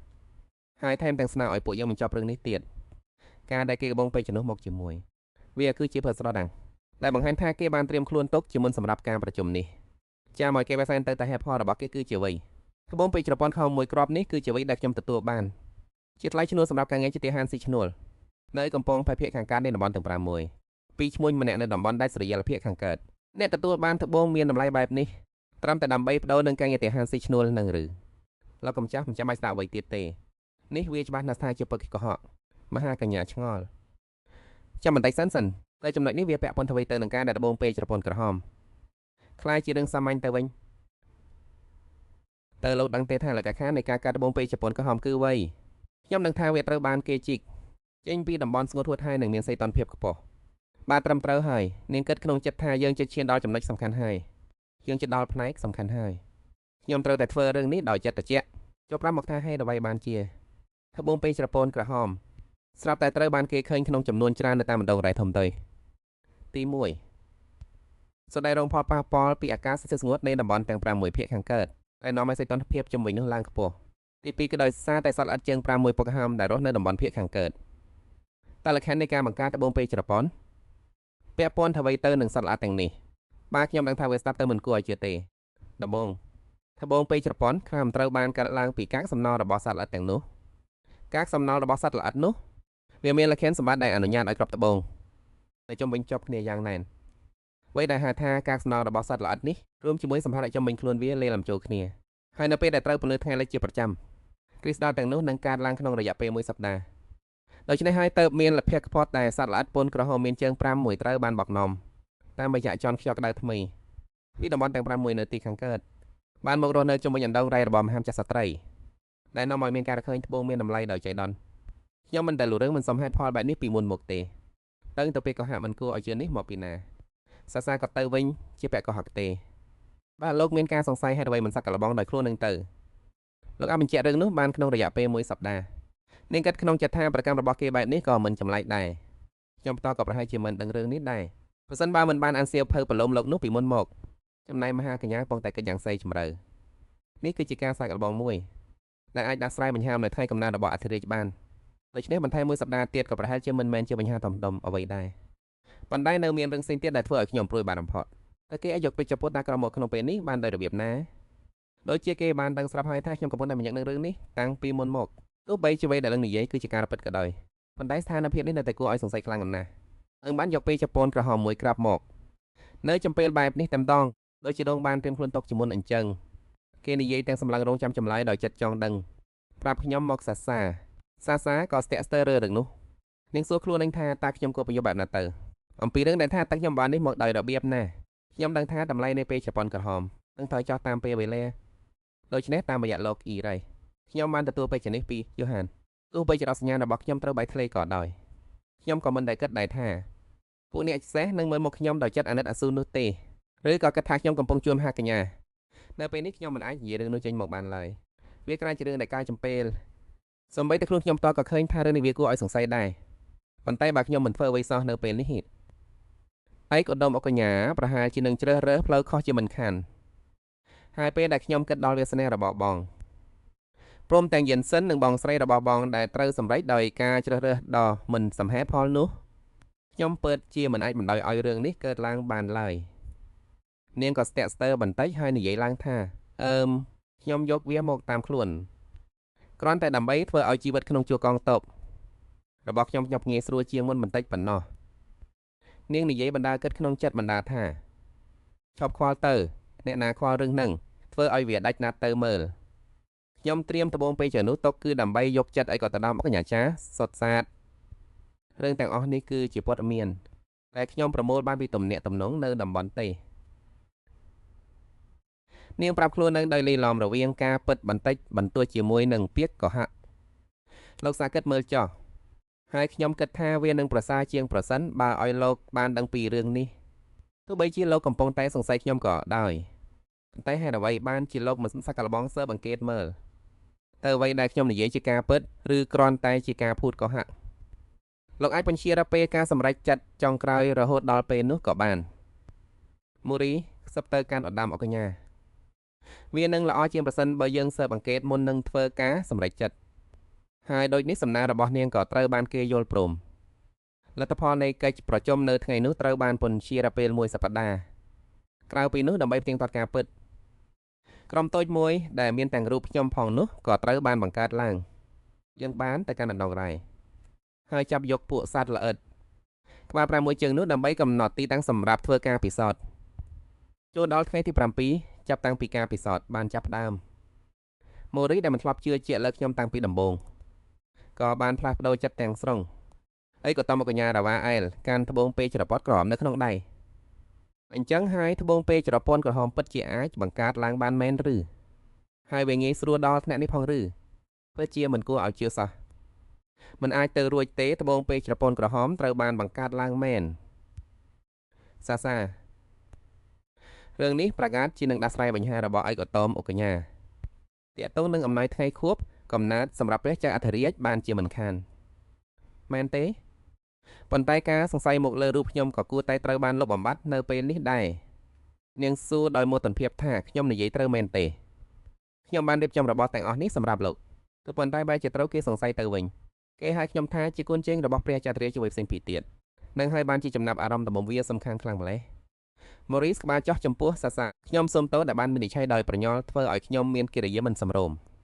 ខ្ញុំសូមអភ័យទោសចំពោះកំហុសរបស់ខ្ញុំនឹងធ្វើគ្រប់យ៉ាងដើម្បីសងវិញឲ្យលោកសាសាកាត់ក្នុងចិត្តយ៉ាងណាក៏ដោយចោះធ្វើបែបនេះក៏ប៉ះស្ដែក្នុងចំពោះលោកអ្នកកញ្ញាដែរនាងថាស្មាគាត់មិនន័យទេលោកបានសំទុកហើយដូច្នេះខ្ញុំនឹងលើកឡើងឲ្យលើកនេះមិនមែនទេព្រោះតែខ្លួនជំនួសចិត្តទូលៃទៅខ្ញុំនឹងមិនប្រកាន់អ្នកទទួលយកពាក្យសុំទោសរបស់ខ្ញុំមែនទេសាសាឆ្លើយតបដោយទឹកមុខរៀបស្មើមែនហើយគ្មានហេតុផលអ្វីដែលត្រូវដាក់សេះទេផ្ទាំងទៀតលោកអ្នកអុកញ៉ាក៏ធ្លាប់សង្ស័យខ្ញុំមុនលោកទៀតផងនាងនិយាយបណ្ដាកើតក្នុងចិត្តបណ្ដើតែចោះហេតុអ្វីបានជាលោកមិនដែលសុំទោសខ្ញុំសំបីតែពាក់កណ្ដាលមាត់ពិតជាមុខក្រាស់មែន Maurice សំជួយចិត្តខ្លាំងអ្នកពិតជាចិត្តទូលេខ្លាំងណាស់អ្នកអុកញ៉ាខ្ញុំមានរឿងចង់និយាយបណ្ដាមកក៏លុតចង្កងចោះក្រោមការផ្អើលរបស់តាសាខ្ញុំនឹងលេះណៃសាភ័យស្លន់ស្លោក្នុងចិត្តហាមានរឿងស្អីកើតឡើងនឹងមើលទៅភាពរឹងរូសរបស់ខ្ញុំបានបង្កគ្រោះថ្នាក់ដល់លោកហើយដងទៀតហើយខ្ញុំបែរជាទៅមកបង្កើតជាស្វិនដែលស្មោះត្រង់ចំពោះលោកយ៉ាងនេះតែខ្ញុំគ្មានមុខនឹងបំរើលោកទៀតទេសាសាមានការព្រួយបារម្ភផកក្នុងចិត្តហេតុអ្វីការសន្និវិទទៅជាបែបនេះទៅវិញខ្ញុំយល់ហើយសាសាបណ្ឌឺឡើងតិចនេះមិនមែនពេលដែលត្រូវយកព្រមតាមគាត់ទេតើលោកមាននេះថាយ៉ាងម៉េចដែលធ្វើឲ្យនោះ Maurice ជាមនុស្សចំណិតម្នាក់ក្នុងចំណោមមនុស្សចំណិតបំផុតរបស់លោកអ្នកអុកញ៉ាដែលមានភាពស្មោះត្រង់មិនរង្គោះរង្គើនិងមានសមត្ថភាពជំនួយដល់លេចធ្លោដែលជួយទាំងលោកអ្នកអុកញ៉ានិងទាំងក្រុមអសនីខ្មើបានអ្នកដូចជាគាត់ឡើងនៅពេលនេះតើអ្នកណាទៅដែលនឹងត្រូវទទួលខុសត្រូវចំពោះកំហឹងរបស់លោកអ្នកអុកញ៉ាទៅពេលដែលអ្វីមិនត្រូវបានដោះស្រាយឲ្យបានត្រូវចាប់ពីពេលនេះទៅនាងទើសស្មាគាត់តើលោកចង់មានន័យថាម៉េចបើកណ្ដាលទៅនេះជារឿងល្អបំផុតមែនទេតើលោកនៅតែបញ្យល់ពីអារម្មណ៍របស់លោកអុកញ៉ាទៀតទៅហេតុអ្វីបានជាលោកអុកញ៉ាតកចិត្តដឹងដល់ម្លេះប៉ុន្តែបើមិនធ្វើបែបនេះហេតុអ្វីបានជាលោកអុកញ៉ាតកឲ្យមនុស្សម្នាក់មកបង្ការភាពវឹកវរនៅចំពោះមុខខ្លួនបែបនេះការចាស់ជាងាយស្រួលណាស់បើលោកគិតថាអត់ចរិតស្ទាក់ស្ទើររបស់លោកនឹងធ្វើឲ្យខូចផែនការរបស់លោកអុកញ៉ាលោកតែងតែអាចកែប្រែវាបានជានិច្ចវាប្រហែលជាប្រសើរជាងប្រសិនបើមានមនុស្សរួមដំណើរជាមួយលោកអុកញ៉ាកាន់តែច្រើនចុះហេតុអ្វីបានជាលោកចង់កាត់បន្ថយចំនួននោះទៅវិញមនុស្សគ្រប់គ្នាគួរតែរួមដៃគ្នាដើម្បីបម្រើលោកអុកញ៉ាប៉ុន្តែសាបាននិយាយបនតើលោកចង់ឲ្យលោកអុកញ៉ាអស់សង្ឃឹមជារៀងរហូតមែនទេលោកអុកញ៉ាភ្ញាក់ផ្អើលនឹងអ្វីដែលនឹងនិយាយលោកបានគិតក្នុងចិត្តថាតើគេពិតជាសោកសៅមែនទេមិនមែនបែបនោះទៅសាបាននិយាយក្នុងចិត្តសូមមេដាពលពាក្យអ្វីមួយមកស្រាប់តែអ្នកទាំងពីររើឈើសង្ឃឹមថ្មឹងលោកអុកញ៉ាទៅលោកមិនខឹងទៅប្រតិកម្មរបស់លោកពិតជាគួរឲ្យខ្លាចណាស់អញចាប់ដកពាក្យសម្ដីនោះវិញភ្លាមទៅមិនមែនទេគឺព្រោះតែនិយាយអត់ស្រួលទៅបានជាលោកខឹងបែបនេះតើលោកចង់ប្រព្រឹត្តចំពោះអ្នកដែលល្អជាមួយលោកបែបនេះមែនទេរាវ៉ាកំពុងតែឡងក្នុងកំណត់របស់ខ្លួនឯងខ្ញុំមិនដែលជួបបណ្ឌនាមអ្នកដែលហានិយាយពាក្យថាអស់សង្ឃឹមដាក់ខ្ញុំឡើយពិតជាមនុស្សតែអំនួតមែនខ្ញុំនៅតែមិនអាចកំណត់បានថាតើអសញ្ញាណពិតប្រាកដរបស់គេជាអ្នកណាច្បាស់ណាស់ថាគេគឺជាមនុស្សប្លែកខុសគេជានិច្ចនៅខាងនេះ Maurice និងសាសាកំពុងតែឆ្លោះប្រកែកគ្នាដើម្បីរកមើលថាអ្នកណាជាអ្នកដែលត្រូវសុំទោសលោកអុកញ៉ាឆាប់សុំទោសលោកអុកញ៉ាភ្លាមទៅមួយខែក្រោយមកនៅចំពេលដែលពិធីជប់លេងខួបកំណើតរបស់អធិរាជកំពុងតែប្រព្រឹត្តទៅសម្រាប់សួរលោកខ្ញុំបានរៀបគ្រប់យ៉ាងសម្រាប់ការទៅព្រះបរមរាជវាំងរួចរាល់ហើយក៏បានបញ្ចប់ឯកសារពាក់ព័ន្ធទៅនឹងឥណ្ឌូរ៉េតាមបញ្ជារបស់លោកផងដែរនិយាយទៅវាពិតជានឹកស្មានមិនដល់មែនបើគ្មានមនុស្សម្នាក់នោះទេយើងច្បាស់ជាខាតរបស់យមហាសាមិនខានពិតមែនហើយលោកបានត្រឡប់មកវិញព្រមជាមួយអ្នកកណ្ណៈនោះប្រសិនបើយើងមិនបានស៊ើបអង្កេតការចែកចាយពេជ្រប្រពន្ធខំនៅក្នុងហាងលក់គ្រឿងអលង្ការក្នុងស្រុកទេនោះយើងច្បាស់ជាបានធ្វើឲ្យអធិរាជទទួលបានផលចំណេញតែម្នាក់ជាមិនខានតែមិនដឹងតតែសោះថាការពិតអំពីត្បូងទាំងនោះជាអ្វីប៉ុន្តែលើសពីនេះទៅទៀតតែនផលទីបងពេជ្រប្រហែលអំពីតំបន់ពិសោធន៍ហាក់ដូចជាកំពុងការឡើងបន្តិចចំណងដូច្នេះវាគ្រាន់តែជាបញ្ហានៅពេលវេលាប៉ុណ្ណោះមិនពេលដែលតម្លៃនៃត្បូងពេជ្រប្រពន្ធក្រមតែចោះមែនហើយពិតជាដូចឆ្នេះមែនរ៉ូមេអូសួរថាទៅលោកនឹងជាដំណើរឥឡូវនេះមែនទេបន្តិចទៀតនេះខ្ញុំត្រូវរៀបចំខ្លួនបន្តិចសិននៅទីលានវឹកហាត់សាកំពុងព្យាយាមអាសូរជាមួយការប្រកួតប្រជែងនៃការវឹកហាត់តែគ្រប់វឹកហាត់បានដាក់ឲ្យថ្ងៃនេះការវឹកហាត់តម្រូវឲ្យពួកអង្គលោតចុះពីទីនេះអត់មានឧបករណ៍ការពារទេមែនទេនៅលើទេហេតុដែលកំពុងធ្វើដំណើរទៅកាន់ព្រះរាជវាំងរបស់អធិរាជសាកំពុងអង្គុយតែងឿងឆ្ងល់នៅចំពោះមុខឧត្តមបណ្ឌិតពិតជាចម្លែកមែនទៅតែប៉ុន្មាននាទីមុននេះខ្លួនអីនៅកំពុងវឹកហាត់ហេតុអ្វីបានជាខ្លាយទៅជាបែបនេះទៅវិញទោះបីជាខ្ញុំជាអ្នកបម្រើរបស់អ៊ំដូចក៏ដោយនឹងឃើញដល់ពេលដែលឧត្តមទៅមកដល់ហើយនំនាងទៅខ្ញុំនឹងយករបស់នេះទៅតាមខ្លួនតែខ្ញុំកំពុងត្រូវបានគេនាំទៅពិធីជប់លៀងថ្ងៃកំណើតរបស់អធិរាជមែនទេ ព្រោះជាពិធីជប់លៀងថ្ងៃកំណើតរបស់ធារាជប្រកាសណាស់បងស្រីខ្ញុំនិងគ្រូរបស់ខ្ញុំនឹងមានវត្តមាននៅទីនោះតែនេះជាវិធីសងគុណពួកខ្ញុំបានដោះស្រាយកង្វល់ឲ្យគាត់មែនទេលោកបានដាក់ខ្ញុំឲ្យជប់ការសាក់លបងប៉ុន្តែពេលនេះគាត់បែរជាស្ងប់ស្ងាត់ទាំងស្រុងតែនៅក្នុងស្ថានភាពដ៏វឹកវរនោះគាត់ស្លៀកបាក់យ៉ាងសំសួនហើយមើលទៅស្ងាត់មែនទែនលោកកំចាស់លើលោកសម្លឹងមើលមកខ្ញុំមានការអ្វីមែនទេសរសើរសើជាញឹមស្រស់ទោះបីជាខ្ញុំជាអ្នកបម្រើរបស់លោកតែវាសម្រុំតែឬទេដែលនាំមនុស្សធម្មតាដូចជាខ្ញុំទៅក្នុងពិធីជប់លៀងដ៏សំខាន់បែបនេះរ៉ាវ៉ាអាចឆ្លើយយ៉ាងត្រជាក់ថាមិនមែនទេប្រកាសណាស់ថាគឺមិនមែនបែបនោះទេសរសើរឆ្ងល់ថាចោះអ្វីបានជាលោកនាំខ្ញុំជាមួយអីនៅតែក្នុងនាមជាដៃគូរបស់ខ្ញុំហាដៃគូមែនទេនៅក្នុងចិត្តថានេះវាជារឿងអ្វីទៅគាត់ចង់មានន័យថាម៉េចនាងអស់សំណាយថាពិតជាអស់សំណាយឆ្មែនចោះអ៊ីត្រេសវិញអូមិនដូចសួរតែងឿងឆ្ងល់ថាហេតុអ្វីបានជាសងរំទៅដល់អ៊ីត្រេសអញក៏ដឹងដែរថាខ្ញុំមិនសូវចោះសម្រងជាមួយអធិរាជបើមានទេខណៈពេលដែលខ្ញុំចាក់ចេញពីក្រុមទាហានជិះសេះខ្ញុំមិនប្រាកដទេថាទៅឧបត្តិហេតុដោយលើកមុននឹងកាត់ឡើងម្ដងទៀតឬអត់ដូច្នេះហើយបានជាអនុមេបញ្ជាការត្រូវតែនៅទីនេះដើម្បីតាមទទួលពិនិត្យមែនទេនោះហើយជាមូលហេតុដែលអ្នកនៅទីនេះចំនួនសោយហើយនឹងតែវាគឺដោយសាររឿងប៉ុនប៉ងធ្វើគេប្រេះនាងដូច្នេះហើយចូលធ្វើទូនាទីរបស់អ្នកក្នុងនាមជាអ្នករួមដំណើររបស់ខ្ញុំឲ្យបានល្អនេះជាបញ្ជានាងប្រញាប់ឆ្លើយថាចាស់នាងគិតក្នុងចិត្តថាងាប់ហើយមើលទៅដូចជាគ្មានប្លន់ណាដែលកិច្ចផុតពីការចូលរួមនេះទេដូច្នេះហើយនាងក៏សួរថាតើខ្ញុំមានអ្វីសម្រាប់បិទមុខបានទេខ្ញុំពិតជាព្រួយបារម្ភណាស់ពេលត្រូវជួបពួកអភិជននាងគិតថាយ៉ាងហោចណាស់ក៏តែបាត់មុខខ្លាចដែរឯកឧត្តមអ្នកអុកញ៉ាធ្វើមុខស្មាហើយឆ្លើយថាខ្ញុំនឹងរៀបចំអ្វីមួយឲ្យអ្នកកុលកំចាស់បណ្ដេញខ្ញុំទៅតែមកពីការវឹកហាត់តែការតបតែងខ្លួនរបស់ខ្ញុំមើលទៅស្បំដែរឬទេយ៉ាងម៉េចនេះជាពីជប់លៀងថ្ងៃកំណើតរបស់ព្រះចៅធរាជផងប្រហែលជាមានសម្លៀកបំពាក់ផ្លូវការនៅក្នុងប្រអប់ក្បែរខ្លួនអ្នកហើយសានឹងឆ្ងល់ក្នុងចិត្តដោយភ្ញាក់ផ្អើលអីហ្នឹងគាត់មកចត់ជាងអ្វីដែលខ្ញុំគិតទៅទៀតតើខ្ញុំគួរតែសាកល្បងមើលទេអាវនេះពិតជានាងលើកអាវឡើងរួចមើលទៅអ្នកអកញ្ញាដោយអស់សង្ឃឹមថានេះពិតជាអាក្រក់បំផុតហើយគាត់និយាយតែទឹកមុខធម្មតាថាយើងមិនមែនចំណុចជ្រើសរើសវាទេហើយអ្វីគេនឹងល្អប្រសើរឡើងវិញទេខ្ញុំគ្មានចម្រឹងអ្វីផ្សេងឡើយក្រៅពីជាយមសាភាពស្ងប់ស្ងាត់ឲ្យបានច្រើនបំផុតវាមានដូចជាវាំងសារពិធីជប់លេងកណ្ដាលសំឡេងប្រកាសបានបន្លឺឡើងអ្នកអុកញ៉ាលូដូវីកានិងអ្នករួមដំណើររបស់លោកកំពុងតែចូលមកដល់សាក្នុងឈុតដែលរមែមរៀបចំឲ្យរួមជាមួយមុខកាកដែលយកកពាក់យ៉ាងប្រញ័រប្រញ័រនាងក៏ក្នុងចិត្តថារឿងនេះពិតជាចម្លែកខ្លាំងណាស់ទោះបីជាពេលនៅឆាឡូតក៏ខ្ញុំកម្រនឹងចូលរួមពិធីជប់លៀងបែបនេះណាចោះហេតុអ្វីបានជាលើនេះជាបង្ហាញខ្លួនក្នុងនាមជាអ្នករួមដំណើររបស់អ្នកអុកញ៉ាទៅវិញការដែលត្រូវបានគេចាប់អារម្មណ៍បែបនេះពិតជាពិបាកចិត្តណាស់ទោះបីជាបិទមុខយ៉ាងណាក៏ដោយបើមានមនុស្សចាប់អារម្មណ៍ខ្ញុំច្រើនពេកខ្ញុំប្រហែលជាអៀតនឹងត្រូវគេចាប់បានជាមិនខានបើជួបបណ្ណាម្នាក់ដែលខ្ញុំស្គាល់អូបងស្រីពីចម្ងាយនាងប្រញ័រយកដៃបាំងមុខខ្លួនឯងហើយងាកខ្នងយកមុខទៅផ្អែកនឹងតោរបស់មហាកញ្ញាលោកអកញ្ញាហាក់ដូចជាខ្ញុំមិនអាចធ្វើបែបនេះបានទេនាងឆ្ងល់ក្នុងចិត្តថាហេតុអ្វីបានជាទៅតែចូលមកដល់ក៏មានរឿងបែបនេះកើតឡើងដោយសារតែយើងបានចូលមកទីនេះជាមួយគ្នាហើយតែខ្ញុំអាចសុំត្រឡប់ទៅភូមិមួយគ្រើមិនបានទេសូមអង្គរលោកពេលឃើញសายភ្នែកអ្នកដតីកំពុងសម្លឹងនាងមិនដាក់ភ្នែកសាកុំបារអំភើអីនាងនឹងខ្លួនភ្លាមហាសំឡេងរបស់មហាកញ្ញាថ្ងៃនេះលោកហាក់ដូចជាមានចិត្តតពរជាងធម្មតាលោកដាក់ដៃអប់ចង្កេះរបស់សានៅទីនេះគ្មាននរណាម្នាក់ហានធ្វើមិនលដាក់ដៃគោរបស់ខ្ញុំបានឡើយនាងងាប់ញាក់ផ្អើលហើយឆ្ងល់ក្នុងចិត្តហេតុអ្វីបានជាស្រាប់តែលោកប្រព្រឹត្តចំពោះនាងបែបនេះលោកខិតមកចិត្តនាងកំខ្លាចរហូតដល់ខ្លួនទៅចង់អៀតបែបនេះសាក៏ដោយក្តីភ័យស្លន់ស្លោអូលោកប្រហែលជាគិតថាខ្ញុំភ័យព្រោះខ្លាចពួកអភិជនទាំងនេះហើយបើអញ្ចឹងមែនខ្ញុំគួរតែសម័យដើមនឹងទៅចុះសាសឹបទោះបីលោកនិយាយក្តីតែខ្ញុំនៅតែបារម្ភខ្លាំងណាស់ខ្ញុំគ្រាន់តែសង្កេតថាពិធីជប់លៀងនេះនឹងបញ្ចប់ទៅយ៉ាងឆាប់រហ័សលោកក៏តែពិធីជប់លៀងទៅតែចាប់ផ្ដើមប៉ុណ្ណោះមនុស្សជុំវិញខ្លួនកំពុងសម្លឹងមើលអ្នកទាំងពីរហើយចាប់ផ្ដើមខ្សឹបខ្សៀវគ្នាអូព្រះអើយ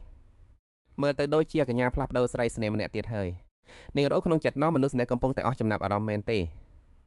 ពិតជាទិដ្ឋភាពដែលគួរឲ្យចាប់អារម្មណ៍មែនទោះជាយ៉ាងណាក៏ដោយខ្ញុំក៏មានអារម្មណ៍ដឹងគុណតែអូកញ្ញាបានហុចដៃមកឲ្យនាងយ៉ាងមិនចាត់ទុកថានេះជាការសម្ដែងដោយលើកមុនចុះសរសៃយល់ព្រមឲ្យហុចដៃឲ្យលោកខ្ញុំនឹងសាកល្បងធ្វើតាមម្ដងមើល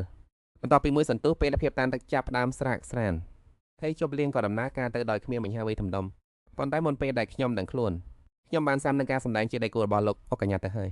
ើយខ្ញុំក៏មានអារម្មណ៍ធ្វើស្រាវមួយដែលកម្រនឹងជួបបន្ទាប់ពីរយៈពេលដ៏យូរដែលត្រូវខ្លាចឆ្ងាយពីការវឹកហាត់ខ្ញុំបានខំប្រឹងអស់ពីសម្ភារដើម្បីរារាំងការរៀបការរបស់បងស្រីខ្ញុំសំបីតែនឹកឃើញផងថាពេលចុងក្រោយដែលខ្ញុំបានសើចដោយក្តីរីករាយវាគឺជាពេលណាវាក៏មានរឿងល្អខ្លះដែលពេលដែលបានមកចូលរួមពិធីជប់លៀងបែបនេះតែតើពិធីជប់លៀងនេះពេលណាទៅបញ្ចប់ទៅមើលទៅកាន់តែយូរកាន់តែឃើញថាដងហាក់មានអារម្មណ៍ស្រួលជាងមុននៅក្នុងពិធីនេះណាហើយថែមទាំងរីករាយជាមួយវាជាជាដតីទៀតផងនាងសម្លឹងមើលទៅគាត់ហើយឆ្ងល់ក្នុងចិត្ត អើប្រហែលហេតុអ្វីបានជាលោកពូកែស្គេដំឡែនាងមានអារម្មណ៍អៀនខ្មាស់បន្តិចរឿងនោះតើអាចទៅរួចដែរឬខ្ញុំខំតែចាប់អារម្មណ៍រឿងជុំវិញខ្លួនរហូតដល់ចុកពោះអស់ទៅហើយអីក៏ដាំអ្នកអកញ្ញាលើកលន់សក់នាងធំអឹងហត់ន័យខ្លាំងហើយខ្ញុំនឹងទៅជប់រះទៅពីក្រោយហើយអាចត្រឡប់ទៅវិមានមុនបាននិយាយចប់គាត់ក៏ដើរចេញទៅបាត់បន្សល់ទុកសរសើរឲ្យនៅម្នាក់ជាមួយនឹងកំណត់នៃរញ៉េពេញក្បាលនេះជាលើកទី1ហើយដែលខ្ញុំហែងចំតនឹងអ្នកអកញ្ញាខ្ញុំមានអារម្មណ៍ថាដូចជាចិត្តស្លាប់ពិតមែនហើយខ្ញុំព្រួយបារម្ភពេញមួយថ្ងៃខ្លាចថានឹងជួបអ្នកណាម្នាក់ដែលស្កោលហើយពេលនេះខ្ញុំមកកម្លាំងខ្លាំងណាស់តែទោះជាយ៉ាងណាពិតជាល្អណាស់ដែលបានឃើញបងស្រីបន្ទាប់ពីខកខានយោលើក្រោយពេលអ្នកអកញ្ញាត្រឡប់មកវិញខ្ញុំប្រកាសជាត្រូវអាគុណគាត់មានសមូលមនុស្សម្នាក់នៅខាងក្រៅបង្អួចព្រមទាំងមានសម្លេងក្លុកក្រលាក់សរសើរឆ្ងល់ក្នុងចិត្តថាអ្នកអកញ្ញាត្រឡប់មកវិញហើយឬជប់សើនមានអ្វីមួយមិនប្រកបទេសម្លេងនោះចេញមកពីបង្អួចមែនទេនេះវាស្អីទៅបោះសំណាក់ស្លៀកពាក់ខ្មៅបិទបាំមុខចិត្តកំពុងបើកបង្អួចចូលមកខាងក្នុងវាសម្លឹងមើលជុំវិញហើយគិតថាដោយការរំពឹងទុកគឺគ្មានអ្នកណានៅទីនេះទេសរសើរកំពុងលាក់ខ្លួននៅជ្រុងមួយហើយគិតក្នុងចិត្តថាហេតុអ្វីបានជាវាមគេទីនេះតែការពិតនៃការមកបន្ទប់ដែលគ្មានព្រោះនេះគឺដើម្បីអ្វីឬក៏មានហេតុផលផ្សេងក្រៅពីការធ្វើឃាតចោះអាម្នាក់នេះវាកំពុងរកអ្វីហាក់ដូចជារបស់អ្នកអកញ្ញាទេដឹងសរសើរឆ្ងល់ថាវាកំពុងរករបស់អ្នកអកញ្ញាអ៊ីចងឺភ្លាមនោះអាម្នាក់នោះបានយកដបម្ចាំងដាក់ចូលទៅក្នុងហឹបរបស់អីក៏ដំអ្នកអកញ្ញានរណានឹងទៅគិតថានៅក្នុងរបស់អ្នកអកញ្ញាទៅបានតែមានអ្នកណាអាចនឹកស្មានដល់រឿងនេះទៅអញត្រូវបន្តខ្លួនអញចោះដែលមកទីនេះដោយគ្មានអង្គការពារអាមដំណើរសរសើរចាប់ផ្ដើមបាច់ញើដោយក្តីភ័យខ្លាចលោកកាអ៊ីចឹងឬប្រសិនបើជាលោកកាតែវាមិនមែនជាប្រភេទថ្នាំពោដល់ខ្លាំងខ្លាដែលគ្មានពន្ធគ្មានក្លិនទៅតែវាក្លាហានដល់ថ្នាក់ដែលវានៅក្នុងរបស់អ្នកអកញ្ញាពិតមែនឬមិនអាចទៅរួចទេពួកវាហានគប់ខិតគ្នាដើម្បីចោទប្រកាន់លោកកម្ចាស់ថាជាជនក្បត់ជាតិទីមែនទេរឿងនេះមិនអាចទទួលយកបានទេវាជាការមូលបង្កាច់ច្បាស់ទៅពេលដែលនិយាយដល់រឿងប្រកលអណ្ដងរៃពេញចិត្តនោះខ្ញុំក៏មានសំណួរមួយគឺចំពោះលោកអកញ្ញាទោះបីជាវិធីសាស្ត្រមួយនេះមានដឹកនាំចំនួនបានបង្ហាញភពដីភាពដោយការប្រកលអណ្ដងរៃដៃក៏ដោយតែហេតុអ្វីបានជាចុងក្រោយលោកបាជាត្រូវបញ្ចប់ជីវិតនៅឯទីខាងលិចទៅវិញខ្ញុំពិតជាចង់ដឹងខ្លាំងណាស់ពួកមូលហេតុនោះមិនត្រូវបានគេតម្លាយឲ្យដឹងរហូតដល់ចប់រឿងទោះបីជាខ្ញុំបានខិតខំប្រឹងប្រែងអស់ពីសមត្ថភាពរាប់មិនអស់ក៏ដោយតែដោយមូលហេតុអ្វីមួយពេលនេះខ្ញុំយល់ហើយលោកអកញ្ញាត្រូវបានគេមូលបង្កាច់ថាជាជនក្បត់ជាតិនឹងដើរតម្រង់តៃដាវហើយក៏ស៊ូទៅរកវាផ្លាមនៅពេលដែលមានពេកចចាមអារាមលេចចំថាលោកបានលុចធ្លាក់នាំជាឆ្នាំពោធដល់សាហាវទៅក្នុងពិធីខួបកំណើតរបស់ព្រះចៅអធិរាជលោកត្រូវតែធ្វើដំណើរទៅទិសខាងលិចដើម្បីបង្ហាញពីភាពបរិសុទ្ធរបស់ខ្លួនប៉ុន្តែនោះហើយគឺជាមូលហេតុដែលលោកត្រូវចេញទៅធ្វើសឹកសង្គ្រាមហើយវាក៏คล้ายជាដើមហេតុដែលនាំឲ្យលោកខ្ញុំបានខំប្រឹងប្រែងយ៉ាងខ្លាំងដើម្បីផ្លាស់ប្ដូរអនាគតមួយនោះបណ្ដៃរបស់ទាំងនេះវាសួរថាថ្ងៃមកជាមួយលោកអកញ្ញាមែនទេពេលនេះគួរធ្វើដូចចំណេចទៅខ្ញុំឆ្ងល់ណាស់ថាហេតុអ្វីបានជាវាហាននាំក្មេងទាំងនេះមកជាមួយពួកវាមិនគ្រាន់តែជាដេកគូធម្មតាទេមើលទៅដូចជាអញ្ចឹងថ្ងៃណាអាពៅអឹងនិយាយចប់ហើយមែនទេសរសើរនិយាយទាំងកំហឹងនាងសួរទៅកັບដើរទៅលើចុះនោះដូចជាការវេប្រហារដល់សាហាវបំផុតអានេះថាហើយជាដាវនៅមុខស្រួយបំផុតរបស់លោកអកញ្ញាអាមនោះថោកទាមប្រកបដាប់ថ្នាំពោនោះមកឯអញភ្លាមចៅម្នាក់នោះបានរងដាងរបស់នាងរួចក៏សាច់ចំអាក់បើអញចង់បានវានៅគ្រប់គ្រាន់ល្អដល់ថ្នាក់ហ្នឹងសាក់កលបងចាប់យកវេកុំឲ្យបែកទៅមើលនាងចាប់ក៏បាត់ដាប់ថ្នាំពោនោះចុះភ្លាមអើឈួរទៅហើយមែនទេនាងប្រញោមរត់ទៅទួលយកដាបនោះអើហានយ៉ាងម៉េចទៅដែលហានប៉ះពាល់ផុសស្ដាងដ៏មានតម្លៃបែបនេះវាសើចំអាក់ឲ្យនាងថានាងស្រីល្ងើនាងរករឿងដាក់ខ្លួននឹងហើយតែហានមកប្រឆាំងនឹងឆន្ទៈរបស់លោកកំចាស់បីនៅស្ងៀមអញនឹងຕົកជីវិតឲ្យបានអ្នកបាននិយាយថាអ្នកនឹងຕົកជីវិតឲ្យខ្ញុំមិនមែនឬខ្ញុំគិតថាអ្នកកំពុងវាតម្លៃស្ថានភាពខុសហើយនៅពេលដំណើរគ្នានោះអុកញ៉ាដំហាមាននឹងអង្គឈ្មោះរ៉ូមេអូកំពុងចែកចេញពីព្រះរាជវាំងរបស់ព្រះចៅអធិរាជអាមនោះកំពូតនោះទៅអ្នកណាមិនដឹងថាអ្នកកំពុងសម្លឹងមើលអណ្ដងរៃពេជ្រនោះចុះឥឡូវនេះអ្នកនៅតែធ្វើពុតជាបដាសេតហើយទិញពេលវេលាទៀតទៅពិតជាមនុស្សមុខពីរហើយលោកប្លន់មែនរ៉ូមេអូឈប់តែរ៉ូមេអូឆ្លើយថាសូមទោសលោកកម្ចាស់ខ្ញុំប្រហែលជានិយាយលើសលប់បន្តិចហើយរ៉ាវ៉ាអាចគិតក្នុងចិត្តថាប៉ុន្តែដូចអ្វីដែលរ៉ូមេអូបាននិយាយមែនបាទខ្ញុំមិនអាចដាក់សេចក្ដីរំដែរថាគាត់កំពុងព្យាយាមទាញពេលយូរនោះទេជាធម្មតាគាត់តែមានអារម្មណ៍មិនសប្បាយចិត្តពេលត្រូវជប់មុខខ្ញុំយើងក៏ទៅចាក់ចេញពីទីនេះភ្លាមរ៉ូមេអូក៏ឆ្លើយតបវិញថាបាទលោកកម្ចាស់ខ្ញុំនឹងរៀបចំໄວគ្រប់យ៉ាងឲ្យរួចរាល់ភ្លាមលោកបាក់ទ្វេដាចូលទៅក្នុងបន្ទប់សរសើរកំពុងជិះខ្លួនវិលត្រឡប់មកវិញប៉ុន្តែនៅចំពោះមុខលោកគឺមានស្នាមឈាមក្រហមឆ្អៅពីស្ពេញនៅលើផ្ទៃកម្រាលអាត់ពុកកញ្ញាដែលបង្ហាញដោយភាពភ័យស្លន់ស្លោឋានសរសើររ៉ូមេអូក៏មានការភ្ញាក់ផ្អើលមិនចាញ់គ្នាដែររ៉ាវ៉ាអាចគិតក្នុងចិត្តថាមាននរណាម្នាក់បានលួចចូលមកក្នុងបន្ទប់នេះហើយមានតម្រុយបង្ហាញថាពួកគេបានចាកចេញទៅដោយប្រញាប់ប្រញាល់រហូតគ្មានពេលលាងសម្អាតស្នាមបើដូច្នោះមែនសាសែធ្លាប់នៅក្នុងបន្ទប់នេះទៅណាហើយ បន្ទាប់មករ៉ូមេអូក៏ចាប់កាន់ដាវក្នុងដៃលើកកម្ចាស់ដាវរបស់សាសានៅក្នុងបន្ទាប់នេះនៅឡើយមើលទៅហាក់ទាំងណាមកវាទៅហើយដែលមិនបានយកអាវុធទៅជាមួយទេតើពួកវាហាន់យ៉ាងម៉េចប៉ះពាល់របស់ខ្ញុំនៅកន្លែងមួយទៀតដែលជាព្រៃស្ងាត់ជ្រមុយសាសាកំពុងឆែកកប់ដីនៅចំពោះមុខចៅម្នាក់ហើយជំនួសកំពុងត្រូវបាននឹងចង់យ៉ាងគួរឲ្យអាណិតមិនអាចស្រែកចំណងឲ្យខ្ញុំឥឡូវនេះទៅមនុស្សកុំพูดអីសាសាក៏ស្រែកឡើងដោយកំហឹងហើយនៅតែវិលមុខបន្តពីត្រូវគេវៃមែនទេខ្ញុំមិនអាចជឿសោះថាខ្ញុំត្រូវបានក្មេងតូចចំណាក់បង្ក្រាបបានខ្ញុំបានប្រាប់ហើយថាខ្ញុំមិនជាក្មេងតូចទេអ្នកណាមើលមកក៏ឃើញថាខ្ញុំជាអ្នកជាសេះដ៏អង្អាចហើយសង្ហាម្នាក់ដែរនាងនិយាយទាំងដៃវីមួយទំហឹងទៅលើក្បាលជំនួសខ្ញុំគឺជាអង្ករដ៏ស្មូតរងរបស់អកញ្ញាចោះឲ្យមិនអ្វីសោះតែបែរជាហ៊ានរត់មកកត់តាំងនឹងយើងទៅវិញទោះជាយ៉ាងណាក៏ដោយរៀបខ្លួនទៅសារភាពកំហុសនៅចំពោះមុខលោកអកញ្ញាទៅកុំគិតចង់ប្រកែកឲ្យសោះយើងមានអភ័យđangរួចច្រោះហើយនាងបានចង់គាត់ចាប់ដើម្បីក៏មិនរត់រួចតែពេលនេះទៅគួរធ្វើបណ្ណាទៅអាចនាំគាត់ទៅជួបលោកអកញ្ញាបានទៅស្រាប់តែមានសូរៀងម្នាក់ហើយឈ្មោះនាងពីចម្ងាយនាងតែមកឃើញថាគឺលំហាកញ្ញាកំពុងតែដើរមករកកនាងត្រេកអរខ្លាំងណាស់ក៏ស្រែកហើយលោកមហាកញ្ញាលោកដល់តាន់ពេលពិតមែនប្រសើរណាស់នាងនិយាយទាំងញញឹមញញឹមខ្ញុំចាប់បានគេដល់រដែលលួចចូលក្នុងបន្ទប់របស់លោកអកញ្ញាហើយម្ចាស់ខ្ញុំថែមទាំងទុកជីវិតឲ្យគេទៀតផងលោកអកញ្ញាក៏ក្នុងចិត្តថាខ្ញុំស្មានថាគេអាចនឹងស្លាប់បាត់ទៅហើយតែគេហាក់ដូចជាមានកម្លាំងខ្លាំងជាងដែលខ្ញុំគិតទៅទៀតខ្ញុំធ្វើបានល្អទេលោកមហាកញ្ញាចាប់ដៃនាងរួចនិយាយថាអឹងរងរបួសហើយសាសាមានអារម្មណ៍អៀនខ្មាសហើយគិតក្នុងចិត្តថាវាជារឿងអ្វីទៅគ្រាន់តែជាបទតូចតាចសោះហេតុអ្វីទឹកមុខរបស់លោកអកញ្ញាចោះដែលត្រូវគេខ្ទប់បាននោះក៏ស្រែកធ្ងន់ប៉ែងមិនមែនទេគឺអាមអ្នកនោះឯងមានរឿងអីគួរឲ្យអស់សំណាច់មែនទេលោកមហាក៏លើកជើងទាត់ចំក្បាលជំនួសយ៉ាងពេញទំហឹងសាសាភ្ញាក់ផ្អើលក៏ស្រែកឡើងមិនបានទេខ្ញុំខំតែរក្សាជីវិតគេឲ្យនៅររៀនមានជីវិតណាលោកកុំសម្លាប់គេអីលោកមហាកញ្ញានិយាយយ៉ាងត្រជាក់ថាយើងទុកឲ្យគេរស់ទេកុំរំខានឲ្យសោះសំខាន់ជាងនេះទៅទៀតទៅនៅមានរបួសស្រង់ណាទៀតទេនាងឆ្លើយថាមិនមានទេលោកម្ចាស់ឈាមនាងស្ដេចជាឈាមរបស់ខេត្តក៏ទេសាសាមានអារម្មណ៍អៀនខ្មាសហើយគិតក្នុងចិត្តថាសំឡេងបែបនេះទៀតហើយតើលោកពិតជាបានមកពីខ្ញុំមែនទេត្រឹមតែព្រោះខ្ញុំជាអ្នកក្រមអង្គរបស់លោកមែនទេលោកពិតជាយកចិត្តទុកដាក់គួរឲ្យភ្ញាក់ផ្អើលមែនលោកអកញ្ញានិយាយថាយើងមិនជំនឿសាសាដោយមិនពេញចិត្តថានៅបានអញ្ចឹងតែខ្ញុំគួរតែដកខោចេញដើម្បីបង្ហាញឲ្យលោកឃើញទេ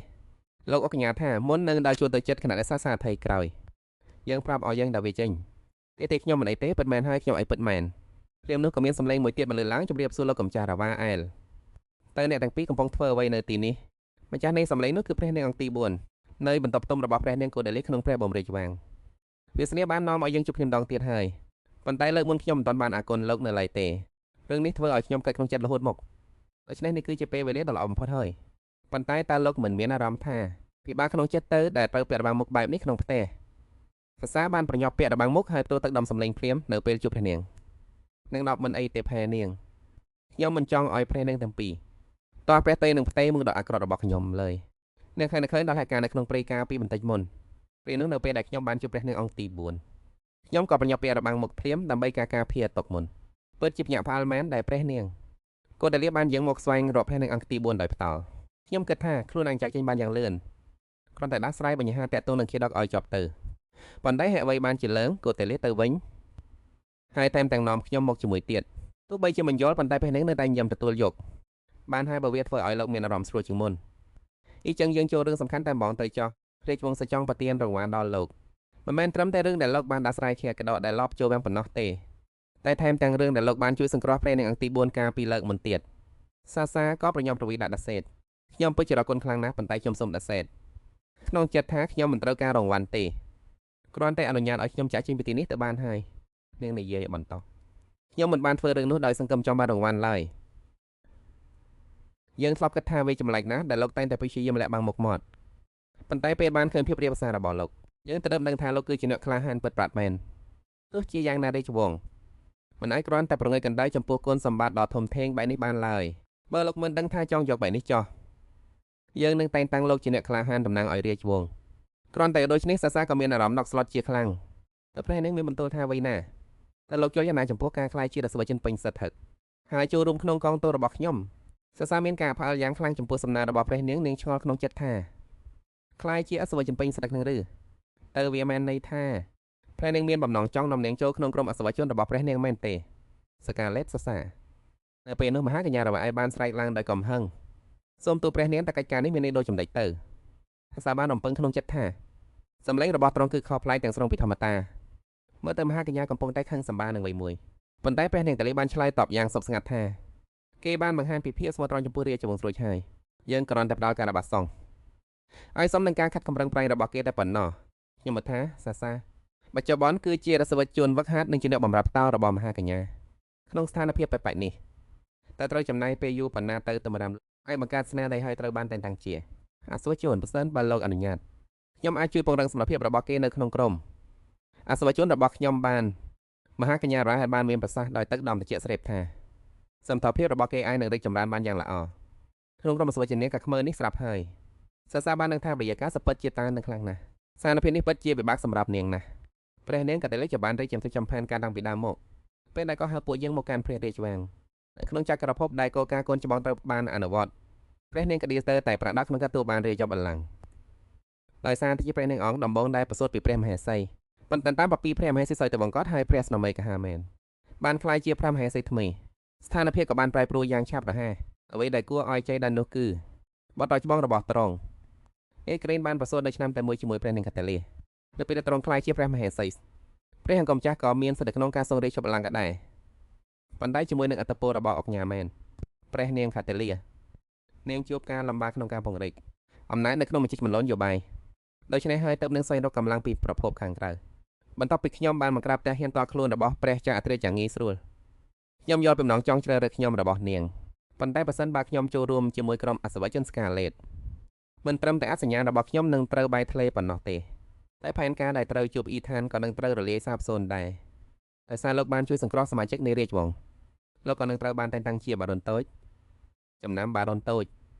គឺជាកុំងារខ្ពស់បំផុតដែលសាមញ្ញជនម្នាក់អាចទទួលបានលោកគិតយ៉ាងណាចំពោះរឿងនេះខ្ញុំជឿថាសាអ្វីដែលព្រះនាងក៏រលីបានមានបន្ទោកនឹកឆ្ងល់ក្នុងចិត្តមិនត្រឹមតែជារសវជនផ្លូវការប៉ុណ្ណោះទេតែថែមទទួលបានគុំងារជាអភិជនទៀតឬមើលទៅដូចជានាងបានសម្រេចចិត្តរួចទៅហើយប្រសិនបើខ្ញុំដសេតតើវានឹងធ្វើឲ្យគ្រប់យ៉ាងកាន់តែគួរឲ្យសង្ស័យដែរឬទេនៅពេលដែលសាកំពុងតែមានងើយឆ្ងល់យ៉ាងខ្លាំងក៏បានពោលពាក្យជួយដោះស្រាយបញ្ហាជានាងសូមព្រះនាងមេត្តាដកសំណើនេះវិញចុះមនុស្សម្នាក់នេះគឺជាដៃគូរបស់ខ្ញុំហើយក៏ជាទ្រព្យសម្បត្តិដ៏មានតម្លៃនៃក្រុមអសវជននាខ្មៅប៉ុន្តែខ្ញុំបានបញ្ជាក់ចំហរបស់ខ្ញុំច្បាស់ហើយដូច្នេះសូមព្រះនាងកុំប្រើល្បិចអ្វីទៀតឡើយប្រសិនបើមនុស្សម្នាក់នេះពិតជាមានតម្លៃសម្រាប់លោកមែននោះលោកកាន់តែមានហេតុផលដែលត្រូវគិតគូរពីអនាគតរបស់គេសាក៏លុចចង្កុំមកខាងចុះរួចក្រាបទូលព្រះនាងថាសូមទូលព្រះនាងដោយស្មោះត្រង់ប៉ុន្តែទូលបង្កំចង់នឹកបែបម្ចាស់របស់ទូលបង្កំជានិច្ចចំពោះព្រះគុណតែព្រះនាងបានប្រទានដល់ទូលបង្កំគឺទូលបង្កំនឹងមិនភ្លេចឡើយសូម្បីតែពេលស្លាប់ទៅក៏ដោយទោះជាយ៉ាងណាក៏នៅមានអ្វីដែលសំខាន់ជាងនេះសម្រាប់ទូលបង្កំ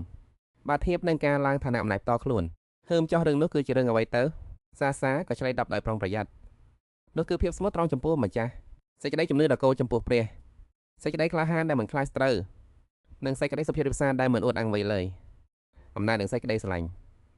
ព្រមទាំងសេចក្តីមេត្តាដល់អ្នកដែលទន់ខ្សោយជាងដូច្នេះហើយតើបខ្ញុំសូមអរព្រះនាងសូមមេត្តាដកបញ្ជាជ្រើសរើសតបនេះត្រឡប់ទៅវិញដើម្បីឲ្យខ្ញុំអាចរក្សាភាពស្មោះត្រង់របស់ខ្ញុំបានគ្រប់គ្នាក្នុងបន្ទាប់ស្រាប់តែស្ងាត់ឈឹង